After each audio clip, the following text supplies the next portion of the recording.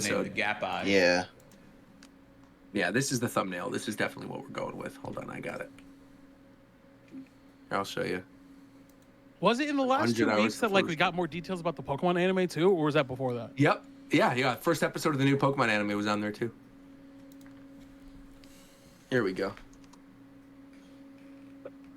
There you go. That's a perfect thumbnail. I don't need to add anything to that. I think that looks great. That looks so dumb, man. That looks so stupid. Oh, so should I stop looking for this? Yeah, you're good. You're good. That's perfect. Okay. Yeah. And then if you want a version without the Japan time thing for the actual show image, Shofu, I got you. Hold on. That's that boy Hispanic Gengar. Gengarito. Not Gengarito. Cracked. Gengarito? I don't know if I fuck with Gengarito. I'm gonna keep it a buck. Like, I don't know if I do. Now, see, that sounds appropriating. I know you not talking. Me? What do you say? I was just in my homeland. How can I appropriate my own homeland for 2 weeks? You think just because you out here, Gengarito. just because you out here being Mr. Worldwide, you know that just more travel, you could just flex on. You don't know Italian, bro. You don't. You don't Why know are you it. hating on this man? I know Pigeon. Ricky, I know Pigeon. Like, you know what? Never mind. Like Nigerian Pigeon. I know it. I just have to choose to believe you. Ricky quizzed me. I was gonna say I talked about it. So quizzed me. He did. When he's here, he will vouch for it. We just did a reaction video to that RRR movie, and we were literally talking in Pigeon for half of it. So, did anyone else see the D&D movie? Or am I the only one? I saw it just yesterday, actually.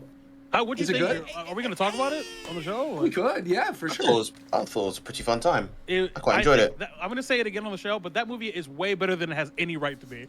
Yeah. That's good to hear. After the last one was pretty disappointing.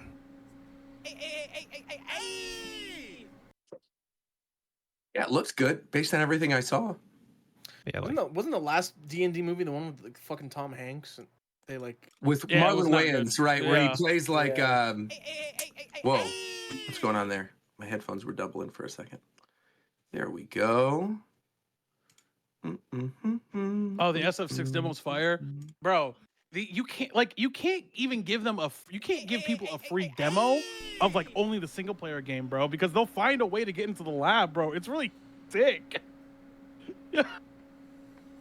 Doesn't that come out? Well, it's early June, doesn't it? Yeah, it comes out in like 5 weeks, like five 6 weeks, right? It's like everything good is coming out in this short amount of time. There's like so much to play right now. There's too much to play. There is. Yeah, if you give fighting game players even a sliver, they'll find a way to that training mode, bro. I gotta give you a drive link. Give me 1 second, Jeff. I'm pretty sure there just is training mode in the game. No, there is not. In the demo, is it not? Really? So the bypass is right now. Well, there is in the real game, obviously. What up, chatters? It's been a little minute. What you do in the right now for the demo is that you get into the trial, right? Yep. You go to the last one with the super, and then you click like try or whatever, and then you get into a training mode. So there's like a bypass into a way to get training, but there's no like direct, like you can't just click training mode. Yeah, it's kind of like how with the closed beta, it's like if you want to play in training mode, you'd have to hop on a cab in the online mode and do it from there. Because they don't want everyone to, they want to make it at least a chore for everyone to discover all the tech, because otherwise it's up. But they can't hide forever. Shofu, how did you do the thing on your Twitch page where underneath where it says like recap and then about Shofu, it says Shofu's goals and you have a sub goal built into your page? Yeah, it's in your dashboard. Whoa, you can now are set... you me? Are you me? Okay, yes, fine, you are me. fine. No, you got it. You can I'm be just me. trying to help. Hey, Nah, go it's all ahead, good, go bro. ahead, Go ahead, bro. No, you got it. No, you After got that, it. see, you got it, man. No, My go bad. for it, bro. Go for it, bro. Go ahead. You got it, man. I mean, He asked you after all. No, Nah, he asked you after all. He showed That was you. my bad. He asked you after all. No, go for it, bro. Go ahead and tell him. That was crazy. Just nothing. Man, looks good.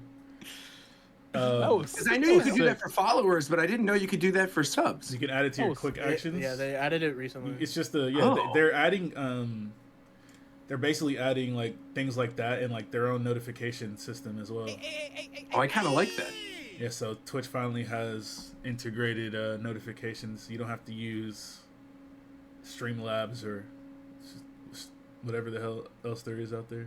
Oh yeah. Nice. Where you're typing it in. This is cool. Yeah. Mm-hmm. All right.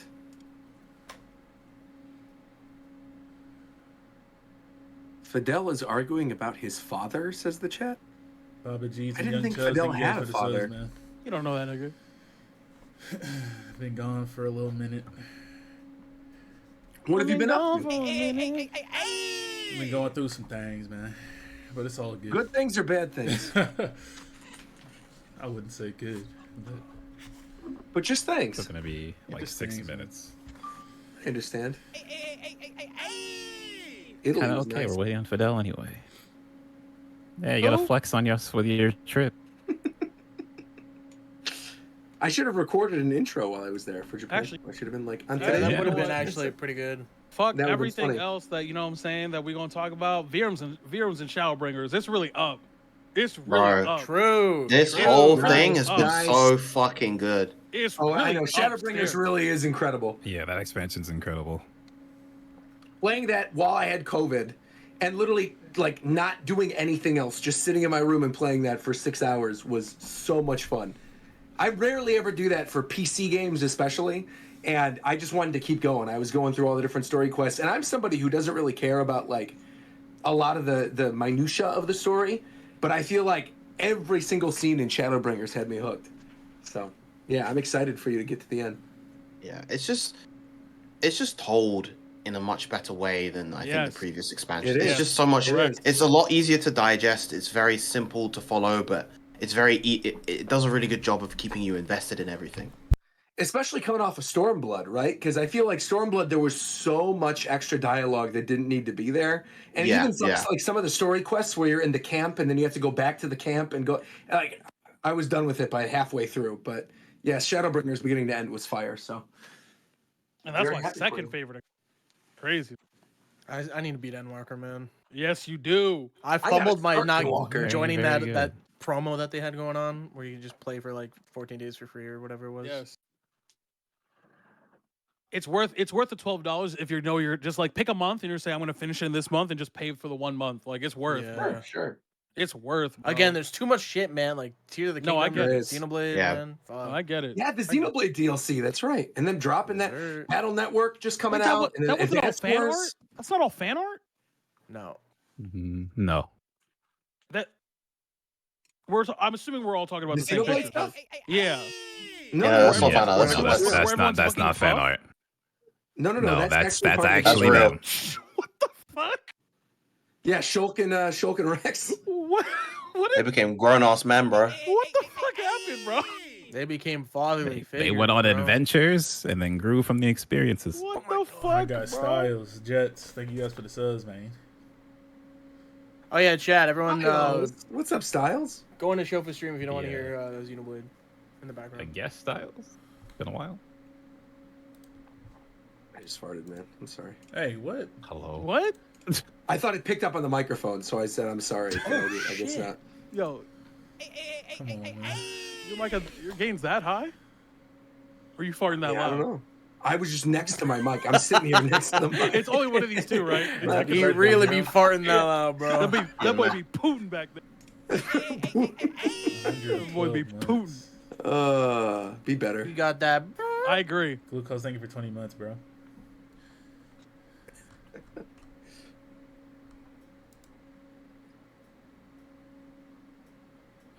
Google's taking a bit.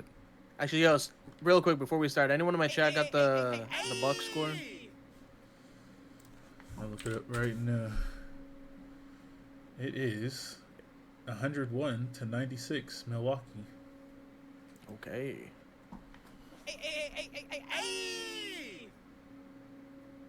Oh, Tito, I've been learning Sage through Shadowbringers. First of all, this class is so You said you've been fun. learning Sage. You playing Valorant? Sadly not. He Maybe not sadly. said, Maybe he for said he my own learned sanity. Sage, so he could get up his spice game, his seasoning game. You feel me? Like, Oh, all right. Yeah, boy. Start Valorant. Oh, that class is. I haven't had a chance It's to really do it. fun. But Sage, goddamn, Sage I is am. so Yeah, I'm sure. fun, dude. I'm not good at healing. Not yet, anyway. Cruiserweight. It's okay. Monkey D Sage Fruit, is, thank you for the subs. Sage is that The like beam. because I got that shit like what was it, level 70 you get it at? Yeah. Big ass beam. Yeah, I just auto decided that was like my just priority healing class.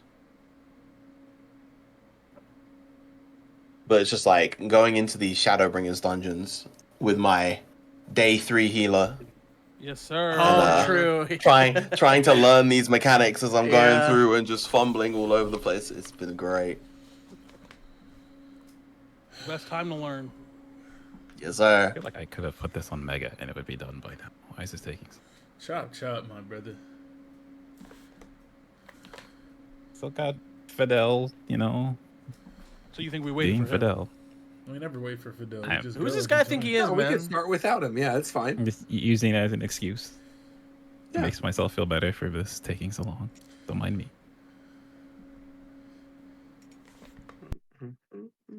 Yeah, we can start without him. That's fine. We have other stuff to talk about. I mean, Derek's Now trying what to that get now what something. that fishing talking about, Virum? Still not on the fishing boat yet. Not yet. There will come a time. When he must return to the boat. I'm just gonna use the old intro. Oh no, it's not like. No, it's not a. It's not like a new Japan time full intro. So what is it then? It's something special. You could play it before or after that one. It's up to you. What the hell?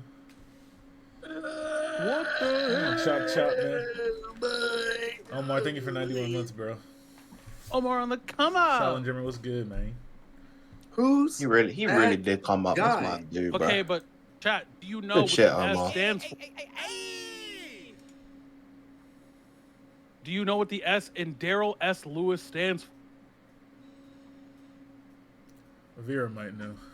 Vera might know. Do you know who Daryl S. Lewis is, Vera? No, not off the top of my head, actually. That is Snake It's- Eyes. Oh, okay. You had Yeah. to guess what the S in his name stood for. What would you say, bro? This is so stupid. This bit has gone on way too long, but I'm committed, bro. Don't let it be Snake. What? I mean, I can see how you would get there, but nah, bro. That stands for scoops, bro. Wait, really? No. No. No, it does. No, I get it. No, I it get does. it. I get it. I get it. does. I get it. No, I get it. It Yeah. does. Yep, I get it. Don't tell him not, because it definitely does. Yep. That's Definitely his do. legal. That's his legal name. It That's is his now. government. Daryl Scoops Lewis. Daryl Scoop. Yo, that's hard, bro.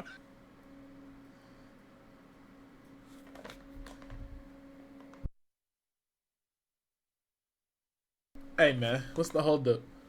Okay, I got it. Give you the I link. mean, Hold on. literally, I'm ready. You could just start it. I'm good. Wait. Derek wants to do something, so I'm gonna try to incorporate it, but like. I have the Bro. Chinatown Alright, opening. there You it want is. to do that one? Sorry. There you go. No. Don't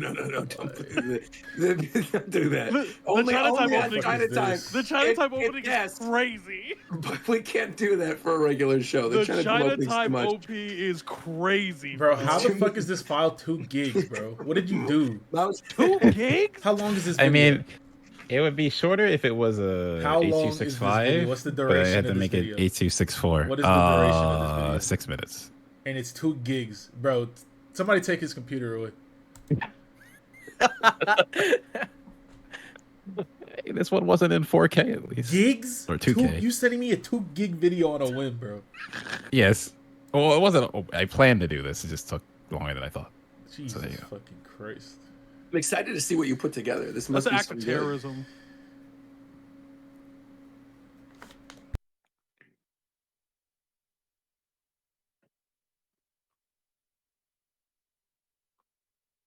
I should have done, like I said, I should have done H265, but I wasn't. I mean, you probably could run H265. It would have been smaller and faster if I did that, but here we are.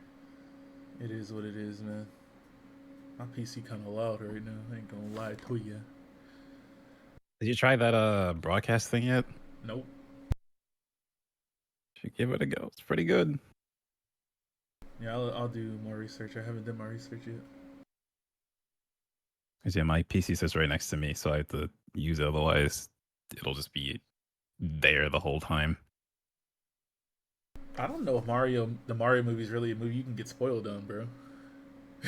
Bowser's a bad guy. Not really. That's I mean, I about all you need to haven't know. even seen the whole thing. I've seen There's it. some parts There's, that like- happen in it that's nice to see, but like the overall plot, that's- not really. I mean, the end credit scene is Yoshi, so it's not even like there's anything wild. Why in are the you movie just at a all. D?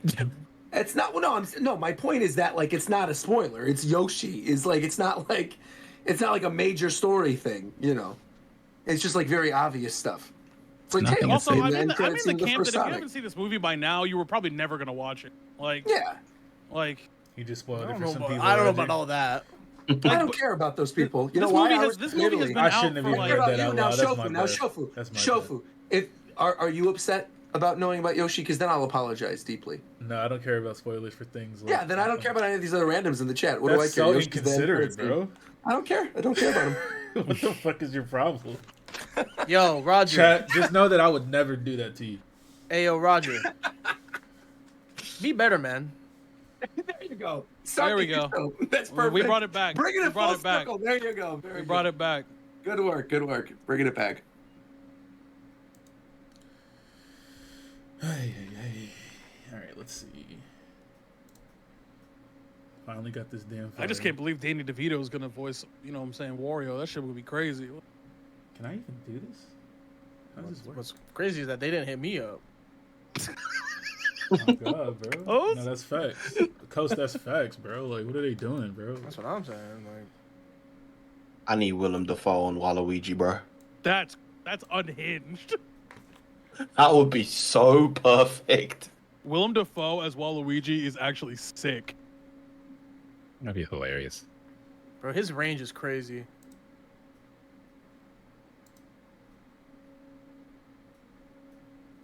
Is this shit even gonna show up? Oh man, goddamn.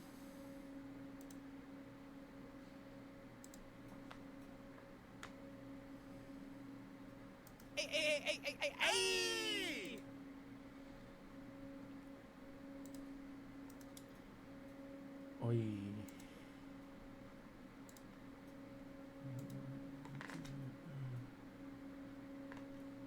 Bro, somebody has to talk and entertain the stream, bro. While I set things up, what are y'all I'm waiting doing? for the Oh, intro. sorry. I My thought we bad. started. No, I was. Bro. Someone So said. how Someone is- just said. I Hold gotta on. fix Someone this said. I thing. bet Roger would Oh, throw I a actually hissy fit if we thought spoiled you One were running Piece. it already. This is And then I crazy. said, in response to someone said, I bet Roger would throw a hissy fit if we spoiled One Piece. I said, because One Piece is my job. This ain't your job, fatherless weenie. That's what I said. Fatherless. That's right. Yeah. Yeah. And then Jameson said, grow up, dickhead. Well, guess what? No, this You're a is your loser fault. and you have no, no job. this is your Goodbye. fault. This is your fault. That's true. I'm standing with I'm standing with you only because he fine. spoiled you and said I don't give a fuck. Like that shit's really crazy. Well, that shit's funny as hell. So I'm man. on your side. Fuck Roger. Roger's over party. I'm the worst. It's over. Roger's over party. Jameson still has no job, though, and lives with his mom, so we're good. Leave Jesus. Jameson alone, man. That's my Is man. that true, Jameson? Is that true? That's my man's, bro. Is it true though? We want to know. naturally, of we course. want to know. We Yo, when are wanna we know. starting, man? God damn. Bro, don't. Okay, Did you see if the you response? if you Yeah, had it's anybody, my it's fault. not my It's fault. my fault. Yeah. It's my fault. It's my fault. It's my fault. I'm I gonna should've start done right something. now, cause I had to set this shit up. God bless. But don't. It wasn't me. Just Yeah, it's my fault. I was Call me here. on the I was here counter. before 6:30 too. I have my stream. My Me stream and Tito from the were here a long Shofu and time I ago. were on time. Yeah. Okay? We're both here at 9:26 EST canon time.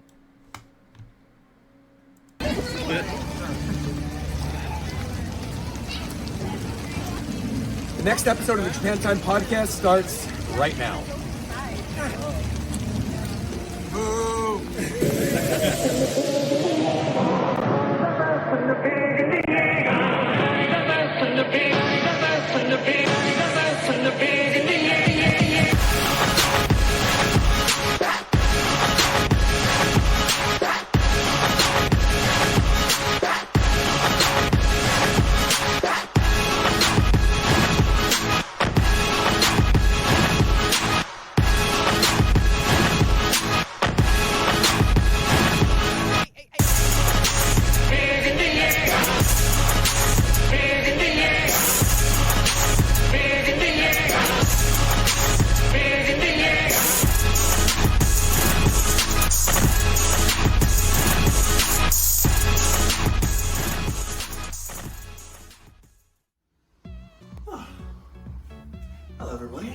You know, here in California, it's usually sunny, but today it has been rainy and dreary, and that happens to the best of us.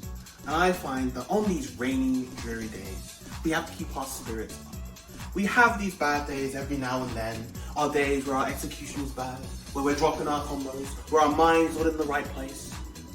But in order to alleviate all of that, I like to make myself a lovely cup of brew, nice cup of tea. So we're going to start. Of course, we've got the tea bag in there. I'm going to put in some sugar. I like to use half a teaspoon. I don't actually have teaspoons here. I don't know why this place doesn't have teaspoons, but you know, it's okay. We work with what we have. You know, sometimes you're using a weaker character, and you work with the tools that you have. The best players make the best use of what they have. And now, of course, the essential step. We boil the water. Now, normally, I would use a kettle. Once again, we are lacking in the tools. So instead, we got the stove at the ready. It was turn on. There we go. Beautiful. Now, wait for it to boil. Patience, of course, is a virtue. And like many great things, patience rewards those who wait. In fighting games, being patient is critical. You don't want to rush, you don't want to make a mistake.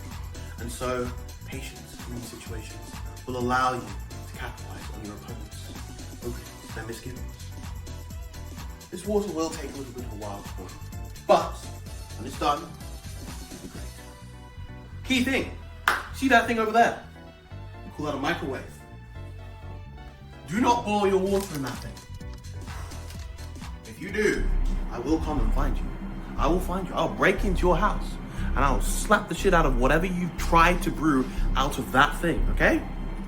That's the number one rule here in this establishment, here in the Virum rule set of making tea. You do not use a microwave. You can use a kettle, you can use a stove, and a microwave. What's wrong here, man? What the fuck do you think you're doing? I'm making some tea in the microwave. Hell no, you are not doing that. Why? What's wrong with Sacrilege. Sacrilege? I'll go back to watch some Hentaro then.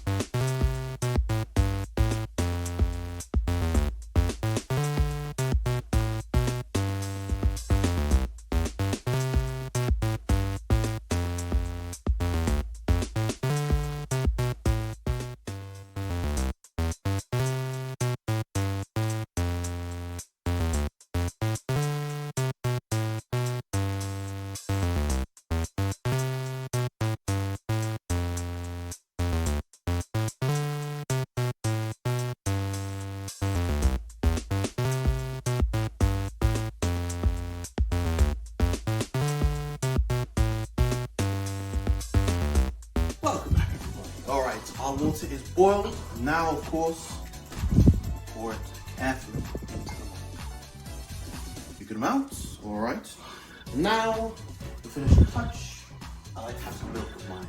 Not everybody likes milk. Some like their tea black. I understand. You know, it's all about perspective. For me, I like the extra creaminess, the extra depth of flavor that comes with the milk. Some people really like to just accentuate the flavor of the tea.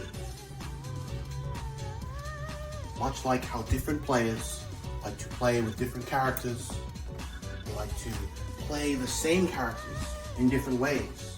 There are many ways one can brew a lovely cup of tea. And now, of course, the final finishing touch is just to let our creation sit for 1 or 2 minutes. Then it'll be done. It'll be perfect. Just the way a mere British man shows you. Alright. The final step, simply dispose of the tea bag. You may or may not want to keep it, let it brew inside there. I like to dispose of it once the brewing is done. And there we have it. Perfect cup of tea.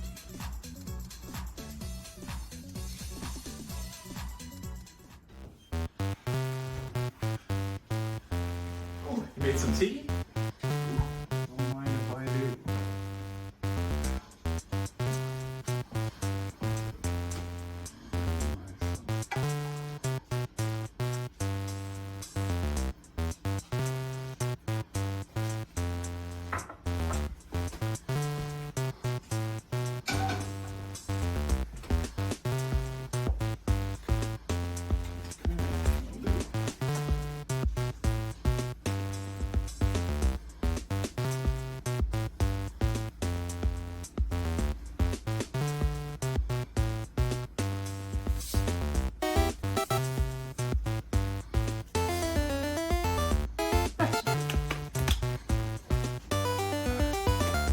Thanks, Miro. What the fuck have you done?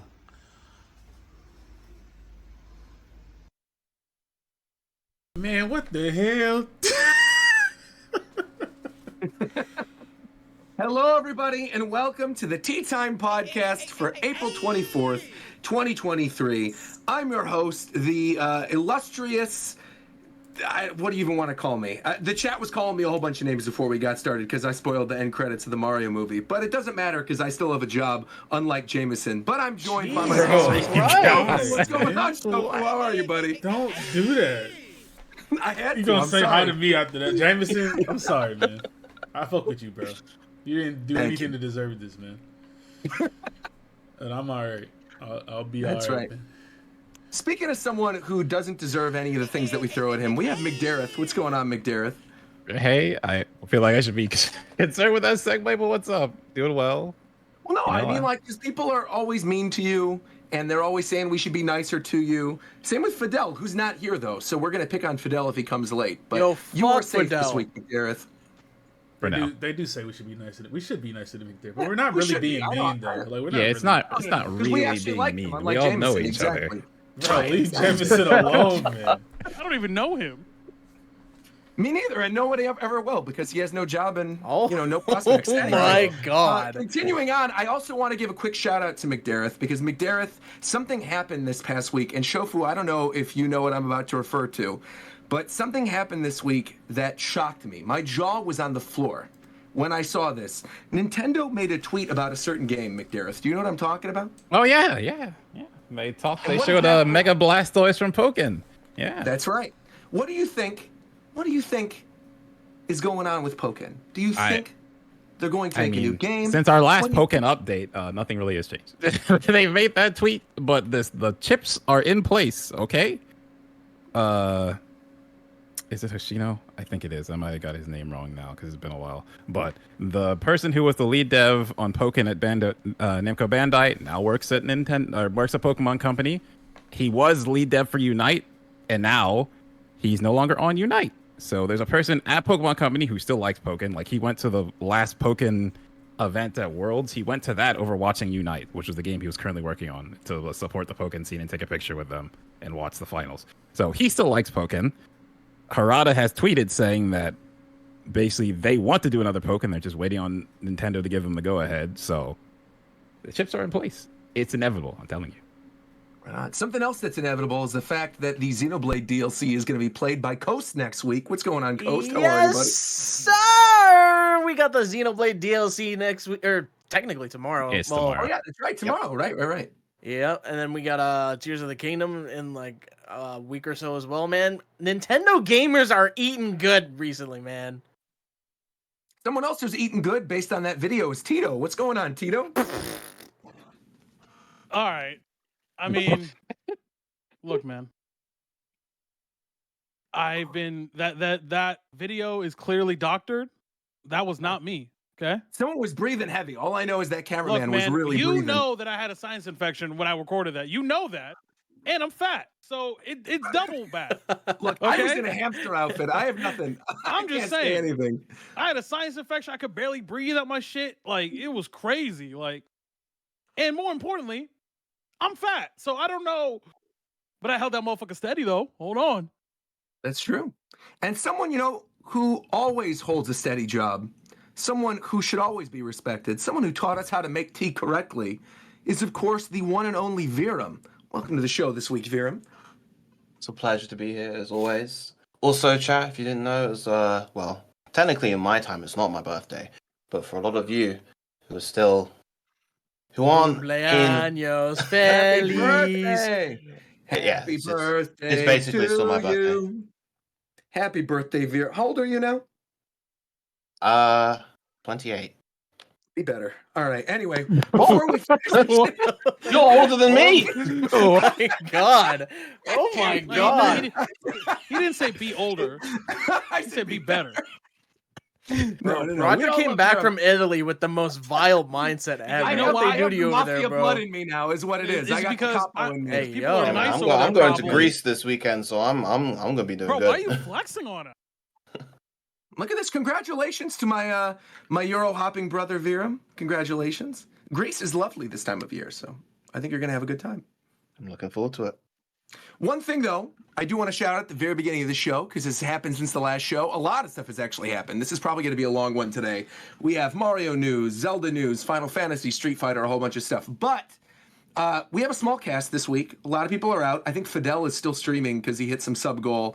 I don't know where Ricky is, but we do want to give a special mention to Zeph. Of course, Zeph, one of the original members of Japan Time, the Triforce of Awesome. Zeph, as of, I think this was 2 weeks ago. When did he post that in the Discord saying he just wanted to I think it was take a last break? week, right? Okay.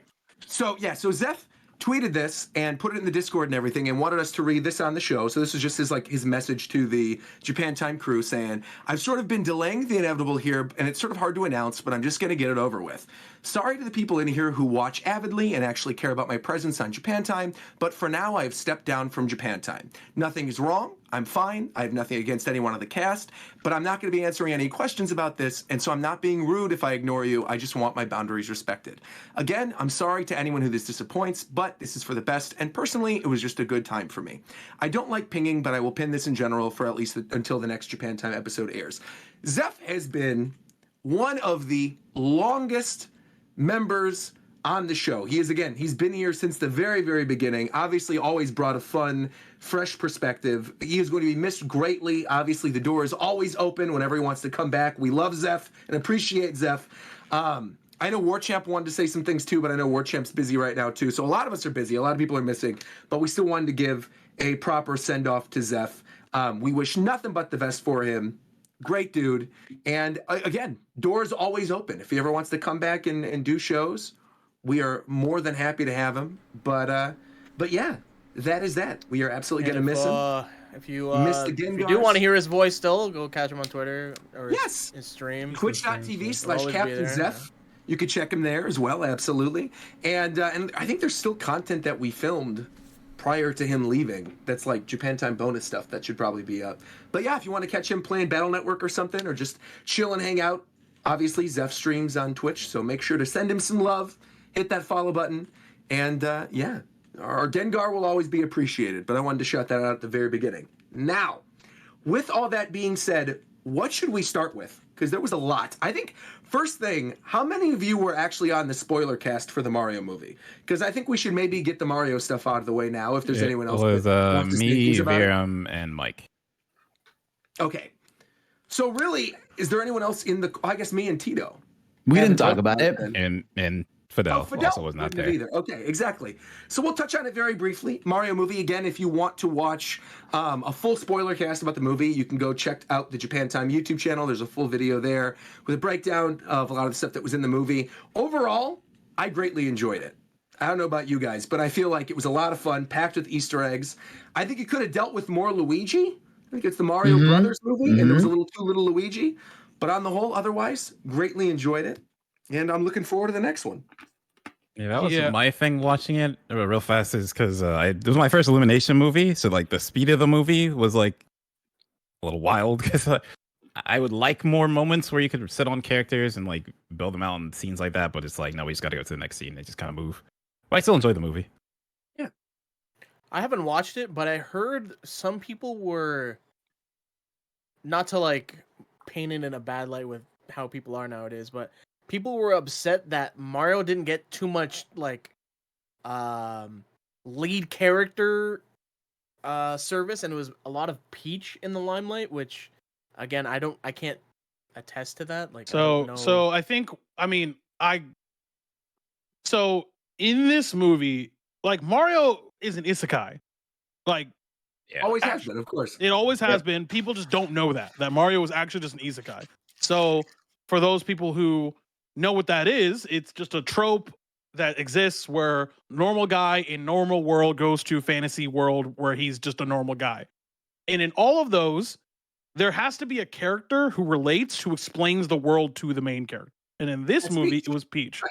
Right? So obviously Peach is going to be there a lot to like explain the world to Mario, because at the end of the day, like Mario's just a dude, and I don't necessarily like. Here's the thing, right? I don't know, because I'm not super into Mario, which is why I probably didn't like. I wasn't crazy in love with the movie because I just don't. You get a lot about this movie the more you're into Mario, which kind of makes sense out loud. But like, I think it's like with music and you get all the reference. Like, I didn't get any of that shit. Like, I didn't. So it's like, but when you watch the movie, you're like, okay, Mario's just a guy. Peach is here. Toad's here sometimes. Luigi's like never there. There's Bowser. That's cool. There's Donkey Kong sometimes. And it just feels like they're trying very hard to push an ensemble of characters and world build more than establish Mario as a main character, if that makes sense. Like, Yeah, for sure. Like they're trying to be like, this is the world of Mario, not this is Mario. Like, and Luigi. Like, it's just like, and which I don't mind for a 90-minute movie. People were like complaining that it was too long. I think if it was any longer, the movie probably, at least for me personally. Are you kidding me? Fidel told me it was Everyone's saying the movie's too short. Yeah, I Yeah, thought I the felt opposite. like No. it was Sorry, I too meant to say too short. everyone's saying. Oh, sorry, I meant to say everyone thought the movie could have gone longer. Is what I meant to say. Oh, right. I'm okay. saying I thought the movie was there. Like at 90 minutes, I'm cool with a 90-minute movie. Like I'm cool with that. Like personally for me, like, because again, I'm not super into Mario, so like anywhere between the 90 to like 110, like 100, 105-minute mark for this particular movie, because of the story that they were telling, I think that actually worked. The only thing you're probably missing with a 90-minute movie is they probably cut all the Luigi shit, if I'm going to be honest. Like, right? Because it feels like everything else was pretty much had to be in the movie. But so, like, I don't know what else you would put there. Like, I don't even... Like, you know what I mean? Like, does that not... Like, when you think about those of you who saw the movie, it just sounds... Yeah. When I was watching it, it felt like, oh, the movie's over. What did they miss? Peach got moments. Mario got moments. Bowser got moments like crazy. Donkey Kong got moments. Like, it just seemed like they cut all the Luigi stuff. The big issue is like is they get those moments, but all those moments happen like really quickly. It's like most notably, it's like the big thing. Like I noticed was like, you know, that scene that's even in the trailer. It's not really a spoiler. Where like they're in like the fire flower area where they're trying to have like this cheesy moment with Mario and Peach. I'm like, the only time you've spent is this montage you had for like 2 minutes, and then a montage of you going through the Mushroom Kingdom. And it's like, it felt like it's just things are just moving way too fast, you know, and they weren't showing enough of those conversations and individual moments. Like even the Toad, like it's like the Toad, what moment does he really have besides, I guess, cooking in front of the Mushroom Kingdom? You know, like he makes some comments and he kind of like disappears. And then, you know, I get DK is the only one. I feel like DK and Mario's dynamic is definitely like one of the best ones for sure. Yeah, for but sure. Like, absolutely. Like I'm glad they played that, just like we're working together, but we don't really like each other, and that's okay. Not to cut you off, but question before, because I'm gonna forget. Is that's supposed to be Captain Toad? Is that the implication? Yes. Yeah, 100%. I think it's an amalgamation because the You other don't thing think is, because Captain Toad isn't known for cooking. I assumed it was a tie-in with Nintendo World, how they have like Chef Toad and the Toad Cafe. No, he He has cooks. a backpack. He He's a sits big-ass down at backpack. night. Yeah, he definitely cooks with Does he? Toadhead. I think so. Oh. He did cook. No, he did cook in the games. And I also, definitely thought the it was meant biggest to be like a Chef Toad thing. no, because the biggest hint you get that he's going to be Captain Toad is when they're doing the montage and they're in the Rock Candy Mountain. Peach lifts him up with his axe. Like he doesn't like do it himself. Like he can't jump. She lifts him up. You know. Okay, I get it. The blue Toad. By the way, that was the best Toad. By the way, whoever voiced that guy, crazy, went stupid. Dude, the blue shell thing blew my mind too. That was fire.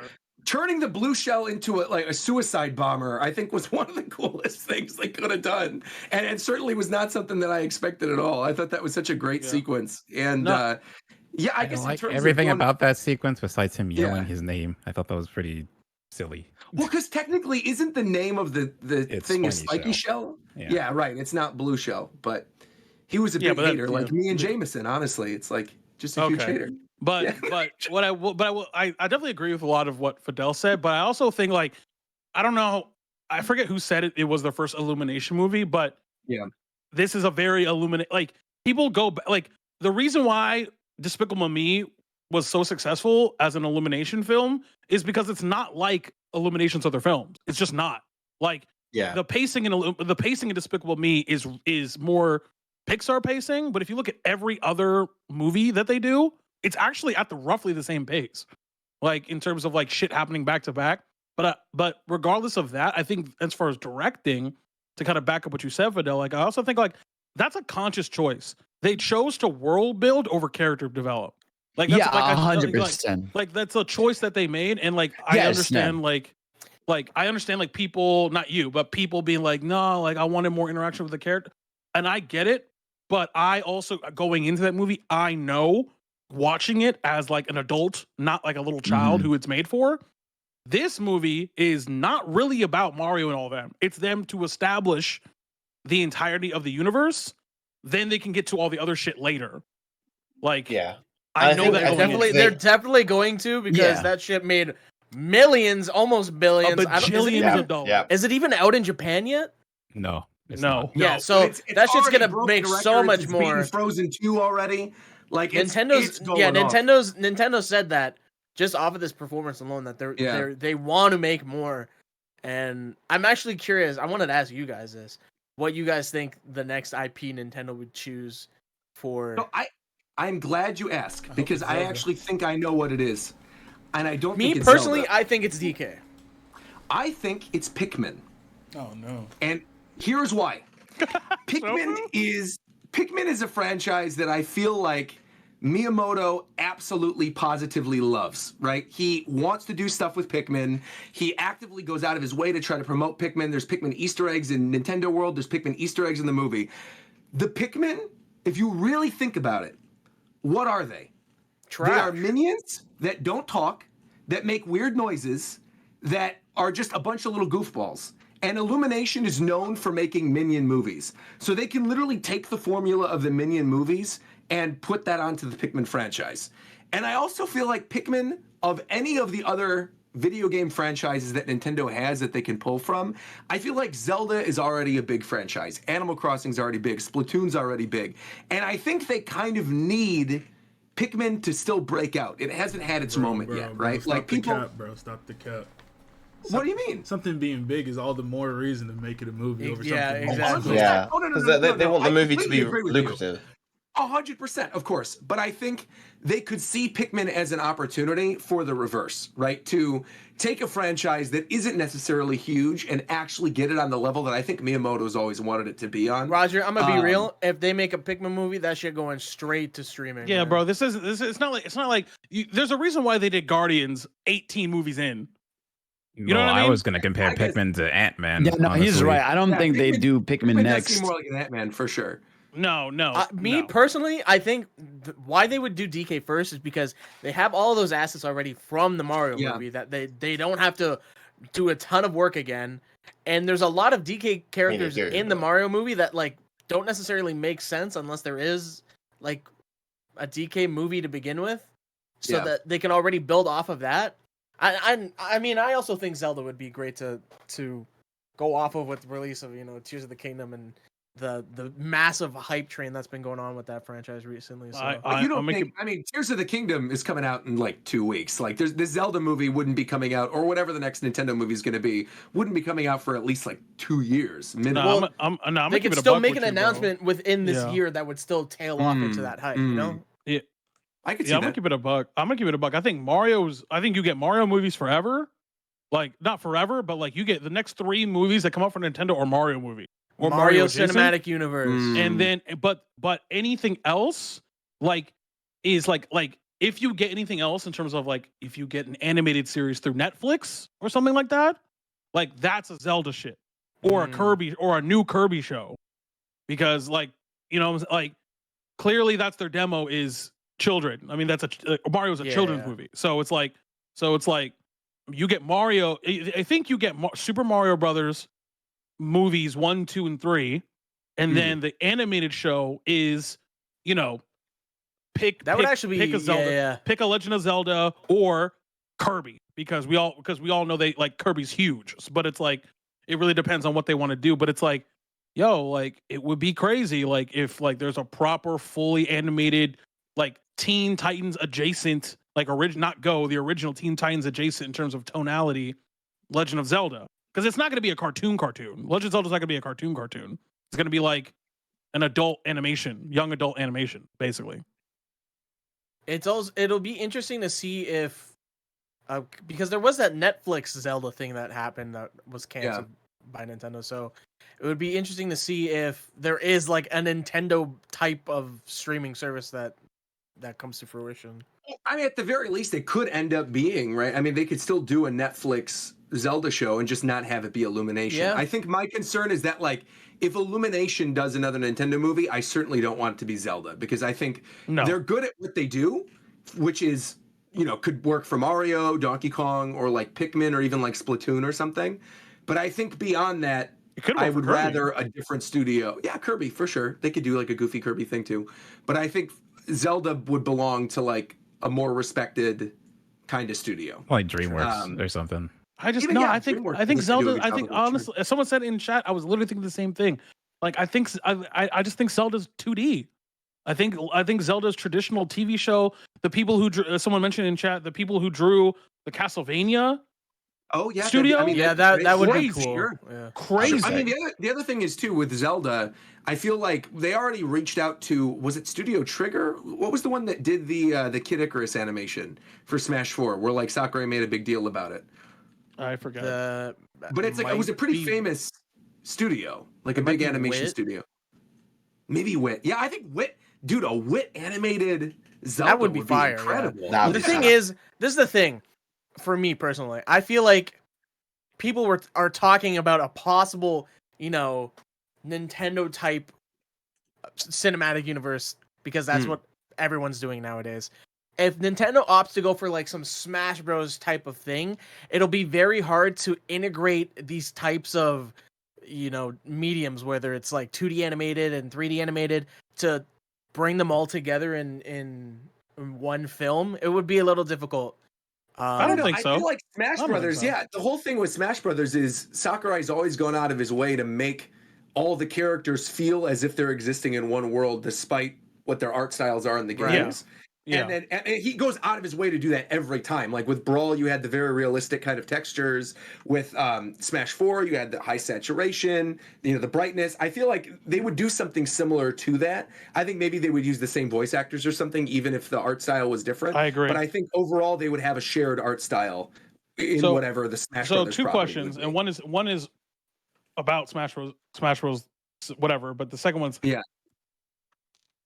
what is the chance? I'm not saying I want it. You all know I'm very indifferent on Legend of Zelda.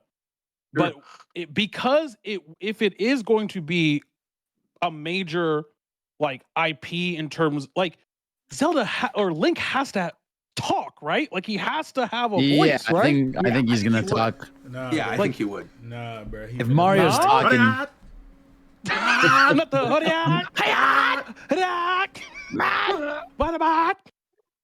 the No, but like, I don't know. Like he has to talk, right? Like there's no way they can have a whole show where he doesn't talk. Like there's no way. Unless I think the only way they could they could do Link not talking is if they made like, you know, an animated movie where he has a cast and they're like, you know, and they're always acknowledging around? he doesn't. Yeah, and they're always around him and they acknowledge like the point that he doesn't talk much and stuff, you know. I mean, I don't like- think it like- could work as a show. Is I he, think it is would he be a like, movie. is he like a Right back John at you. Wick, Samurai Jack, Yes, yeah. like adjacent? Sure, like sure. Samurai Jack yeah, is a yeah. good comparison to it. Yeah. I mean, but Jack. But talks Samurai in Jack Samurai talks. Jack. Like he talks a Yeah. lot. Like I mean, not- hey, not who really, knows? but, like, you Who know what I'm knows? Maybe Link talks in Tears of the Kingdom out of the blue. Maybe this is a new That would era be of wild. Link. Maybe this is it. Maybe You know. this is it. I'm glad you bring that up because there was just a new trailer. The final trailer for The Legend of Zelda: Tears of the Kingdom was revealed a couple weeks ago while I was in Italy, and I gotta say, and I think I speak for everybody on the show. You heard that flex though? It's You heard looking that? pretty amazing. not It everybody. does look pretty amazing. Yeah, That was the trailer. That was the trailer. The That saxophone shit, oh my edition. god. The scream made my fucking body just go numb, man. That Ganondorf reveal is insane. Oh, and Matt Mercer doing the voice, who We all also knew that, you though, know, right? Levi in Attack on Yeah, Titan. it was and rumored, Law in like, One yeah. Piece. Yeah, A while really ago. cool. It, Matt it's Really, like that Dawn trailer of is the- definitely bro. that's definitely one of the trailer they needed, you know, like the big moment trailer. Because that game, like it went from like, again, it went from like, okay, I'm excited for this game because I love Breath of the Wild, so this game is gonna be great. But like this is a trailer that like this and that gameplay showcase they just had a week ago like made me in this like, oh, this is gonna be crazy. This is gonna be something. Like they know what they're doing here. They're cooking, you know? Yeah, the trailer actually Now you sets can the see them. stakes. Yeah, now you can see the full marketing force where Yeah, they're posting about it constantly. They're putting ads. Like it's finally all in That motion. now. trailer like checked off every checkbox Mhm. that was needed. Like 100%. introduce characters that are so like vague that you want to know more about. You see so many interactions and new instances of not only battling but exploration and crafting and stuff like that. Like it's literally everything right with not only the new game but things that they added on in terms of story, gameplay, visuals from Breath of the Wild. It's like like this has to be game of the year 100%. Oh yeah, there's nothing else. I mean, the only thing I think This is could maybe FF16. with the- yeah, I was gonna say FF16. Looks Or Cosmos, crazy. I think We're is just the other kidding, one. right? Right? RE4. Yeah. Dude, FF16 looks RE4 crazy. RE4 is also right there, by the way. Like, Yeah, like yep. Yeah, it's RE4 true. remake is by, not to go into too much of a tangent. I don't really like RE in general, but I watch a lot of it. Like in terms of playing it, I just hate the controls. But like, by all accounts of everyone I know who has played it, it's a perfect game. Like it's a perfect remake. Like it's Yeah, real the game crazy. is amazing. Oh, It's yeah, I'm, real I'm crazy. terrible at horror games. I'm crawling through that game, but it's really good.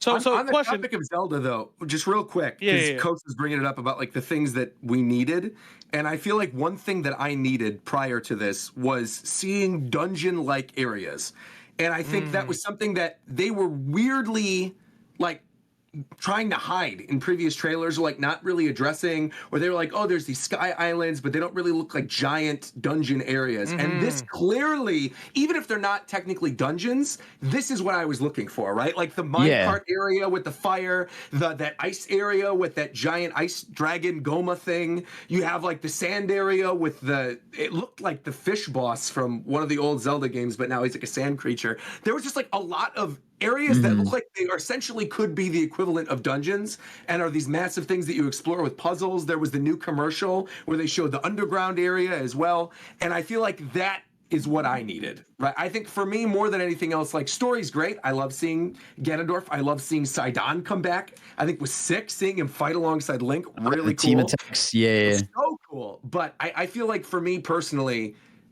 Zelda is like Mario, right? Like we were talking about the Mario movie earlier, where it's like, of course, the Mario movie's got Yoshi in it. It's like with the Zelda thing, it's like, well, of course, Ganondorf is a bad guy, right? Like, of course, Link is Isn't that gonna say crazy? Zelda or whatever. Someone No, pointed out that Ganon hasn't been there in actually like 15 years. Yes. Ganon, it's yeah, not a long Ganondorf. time. The last game that Ganondorf was in was Twilight Princess, which Yeah, was that's like, oh, that was weird to 13 hear. years ago. Can we? Oh no. Okay. No, like, Okay. canonical Together, game that's not technically- Hyrule Warriors. or Can we? some Can shit. we? No, Can no, we no, I break was this gonna- down I for was me gonna say, because bro, I'm stupid some apparently and I'm cemetery. ignorant? Yeah, go ahead. Like, can we just break that down? Because again, one of us has to not play Legend of Zelda, and it's me. So it's Of like, course. so can someone explain, like, so there's like 8 Links and there's 19 Zeldas, but there's like 3 Ganon. Like, someone explain. Okay, Is it just a I'll explain real multiverse? Like, quick. I don't. No. So, Zelda's and timelines. Links are reborn every generation. There's always Wait, hold on. born a Zelda. Start over again. You cut out. Sorry. Okay, so every generation, there's a new Link born, there's a new Zelda born. That's just Sure. like, that's how it is. And there's Sure. always some type of new evil that's born. So Okay, Skyward sure. Sword, which is the first game in the series chronologically, is Skyward Sword. Okay. Which is like the first Link in the first Zelda that establishes the world, and you've got the Master Sword and everything. In that game, the bad guy, quote unquote, is Demise. And Demise basically curses Link in the final battle, spoilers for Skyward Sword, and says, for every generation, all your children, for the rest of time, I will curse you. And there will always be some new incarnation of him. Sometimes it's Vati, sometimes it's Ganon, sometimes it's Ganondorf. However, the reason you're probably confused about Ganondorf versus Ganon is there's been many incarnations of Ganon, but Ganondorf, the same Ganondorf, has come back in multiple different games. So the Ganondorf of Ocarina of Time is Okay. the same Ganondorf that exists in Wind Waker, the same Ganondorf that exists in Twilight Princess, and some people argue the same Ganondorf that's like Link to the Past, which is the giant pig Ganon, where essentially like in the timeline where the hero is defeated and he turns into Ganon at the end of the game, essentially he stays that Ganon and we go into Link to the Past. But essentially, the Ganondorf in this Breath of the Wild version of Ganondorf may or may not be the same Ganondorf from Ocarina of Time, which is what has a lot of people excited. The only thing is that Breath of the Wild, not to get like too much into the lore stuff of it, but essentially, I'm Breath of the Wild- surprisingly following because I play Kingdom Yeah, yeah. Hearts, so I'm surprisingly following it. So Breath of the Wild, it's theorized. It's not even theorized. It's known as the last It's- Zelda yeah, game. yeah. Chronologically, it's the last one. But it's theorized that Breath of the Wild is basically the convergence of all 3 of the timelines. That essentially it's far, far, far future, and the last game in each timeline split, which is Adventure of Link, Four Swords Adventures, and Spirit Tracks, Sure. eventually a lot of other shit happens, and those 3 timeline splits eventually converge into Breath of the Wild. Add to a new point, which is Breath of the At a new Wild. point in time, right. And that this is the direct sequel to Breath of the Wild. And so this one has the same Link as Breath of the Wild, the same Zelda as Breath of the Wild, and potentially the same Ganon, because there's Calamity Ganon in Breath of the Wild, there's not technically Ganondorf. However, not to get like way too much into it. No, I'm here. I'm here. Okay, so there are images in the original Breath of the Wild of like the first hero of that Hyrule. Okay. And the first hero of that Hyrule looks a lot like this Breath of the Wild Ganondorf, and looked like that dating back to Breath of the Wild.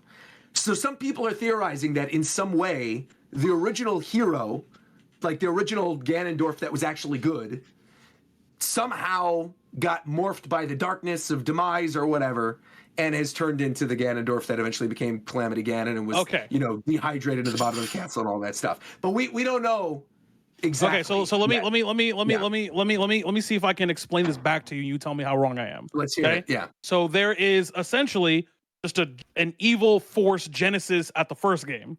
Yes. Okay. Demise. That has different forms and different variations of it in different points of time. Yeah. Right. Yeah. Each game or split off of game series are basically following different versions of the same source. Okay. Right. Each one of those sources consequently has their own versions of good, obviously, that are then defeated and it becomes cyclical.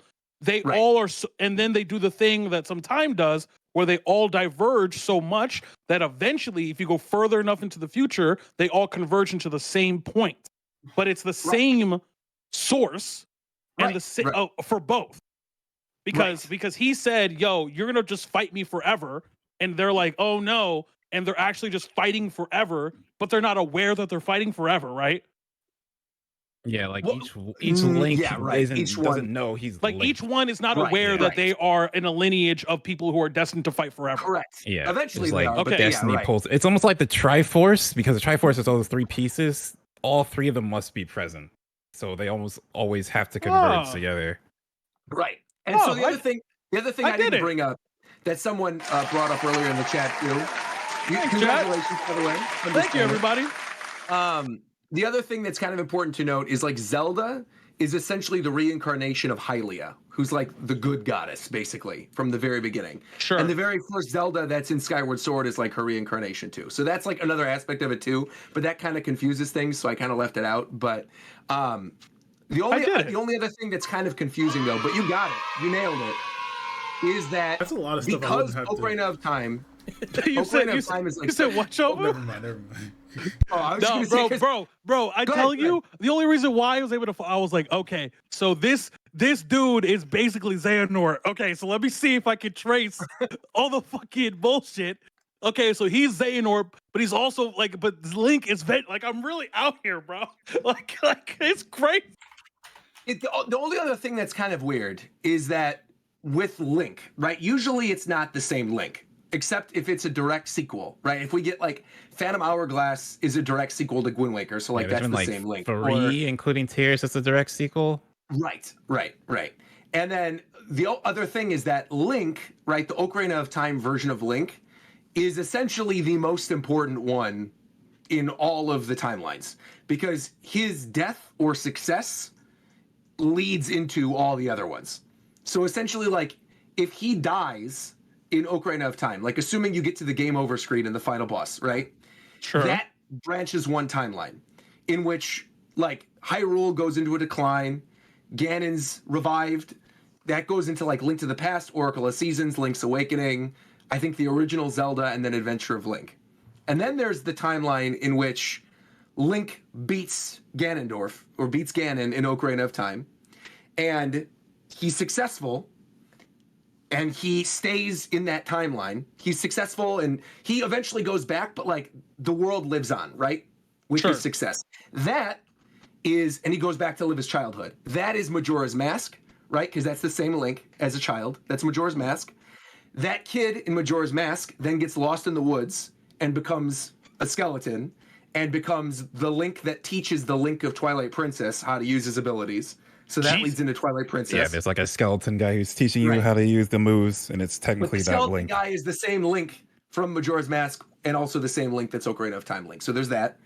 And then the third the one. additional proof of that, by the way, is so most Links are left-handed with their sword, but Twilight Princess Link is right-handed because obviously it's tied with the Wii remote. Right. Right.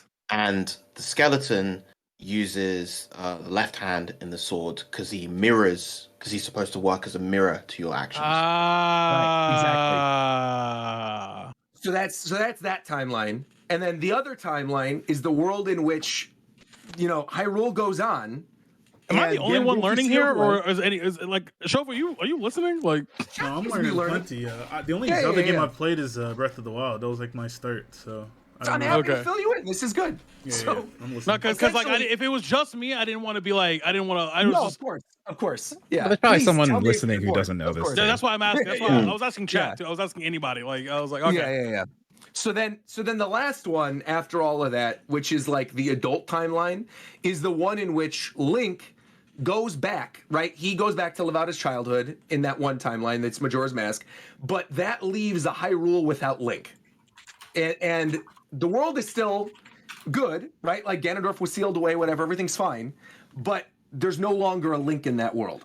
So what happens eventually is Ganondorf breaks free of his seal, and the world gets flooded. They seal Hyrule away, and it gets flooded, and that's what turns into Wind Waker and Phantom Hourglass, and then Spirit that's Tracks. why you're on a boat the whole game. So that's why you're on a boat the whole game. There's a whole different Link. He's not like the hero of time. He's the hero of winds. There's all this other stuff. And like even Zelda's not the same. Zelda's Tetra and like all this other kind of stuff. But those are the 3 splits. But the only games that exist prior to the split, and they're still all different Links, are Skyward Sword, then Minish Cap, then 4 Swords, and then Ocarina of Time. And essentially like Demise, who was the bad guy in Skyward Sword, his first like evil incarnation before even Ganon is Vati, who's like the bad guy of Minish Cap and Four Swords, and eventually the bad guy of Four Swords Adventure, like way down the line. Sure. And then Ganondorf, like the Ganondorf that you see in Ocarina of Time, who becomes Demon King Ganon and all that stuff. Which one's the melee Ganon? Right. That's He's Ocarina the of Time. first. Yeah. To our knowledge at this point in the story, he is the first Ganon to exist. There's no other Ganon prior to him. He's the first one. And that's why he's the goat. And that's why he's the goat. The goat. Thought he was a pig. I get it. Yeah. I get So it. there you go. I get it There you now. Okay. Also, so, Okay. like, this is kind of like an obvious thing, but if you don't really think about it, maybe it's not so obvious. That like this first time Ganon's ever like Ganon's technically talked, right? Because in Twilight Princess he is text, but for a voice is the first time Ganon has ever talked. First time he's been fully voiced. Yeah, Yeah. there's a first time for a Right. lot of stuff with Tears of the Kingdom. So Looks Oh amazing. man. well, thank you, Roger. That was very. You were very I mean, I'm not welcome. gonna. Play, Yeah. I'm still not gonna play this game, but that was very. I like learning, so that was good. Fine. But it's good stuff to know if you even tangentially know about I'll watch Zelda a or speed play run. other Nintendo things, for sure. Yeah. Yeah. speedruns are gonna go crazy for this game. Yeah. One thing, the one thing I don't know if you guys are still, like if there's anything left about this game you guys want to talk about, but one thing I was curious about when they dropped a lot of this stuff for the Tears of the Kingdom, they like also like they shadow dropped like Nintendo Switch Online games for the Genesis and some other stuff, and like they had the whole Xenoblade. Indies presentation and Xenoblade. Like I feel like they just could have done a direct. Like am I Easily. wrong in thinking that? Yeah, I think the reason they didn't is they wanted Zelda to have its own thing. I think the indie world, if anybody watched it, like we're not even really going to talk about it. It was a very disappointing one comparatively. There was like Yeah, they're always in April. Holiday Yeah. fans get fucked. Yeah, but I feel like the indie world didn't have much. Zelda, they wanted to be its own thing. And Xenoblade, it's kind of in the same situation as Fire Emblem, where I think they wanted to get all the DLC for both of those games out before Zelda dominates the conversation. Because a lot of people are like, oh, Tears of the Kingdom's the last big Switch game. But it's like, people are forgetting Pikmin is literally this summer. Like, there's other stuff coming out. Fidel, you've talked about Pikmin, ad bro. nauseum. You think there's going to be a Mario game this holiday, too. So It has to be there's something. stuff. There, and on top of all of that, I'm so glad you brought that up, Coast. The other thing that got announced amidst all of this Nintendo news is that even though there's not going to be an E3 and E3 is canceled, Nintendo is essentially doing their own E3 event. So for anyone who has followed Nintendo Live for the past couple years in Japan, it's basically this giant conference of Nintendo fan love and lore, where they have like concerts for Splatoon and Animal Crossing. Oh, they have is Smash it like tournaments, Mario Kart tournaments? Is it like a FF14 Fan Fest? Is it like that? Kind like of. that. It's Or is it like kind of obviously even that but more bigger, right? Obviously, Yeah, like right. Okay. Where they're going to have like sets built out and stuff. And every Nintendo Live that's been in Japan has apparently done very well and people enjoy them. They have like live concerts, like not just live concerts with the little holograms of the Squid Sisters and KK Slider or whatever, but like actual music concerts. And it's just, it sounds like it's going to be a good time, but it's interesting that they're choosing now to do it outside of any other time. Because to me, that says to me that there's probably something big this holiday that they either want to announce at their own event and they want to put the effort that they would have put into E3 into something else that's their own big, like, live stage thing. So whether that's like the Mario game, like Fidel is saying, or we do end up getting the Switch successor announced or whatever, I think Tears of the Kingdom is not the end in terms of really big Nintendo news this year. So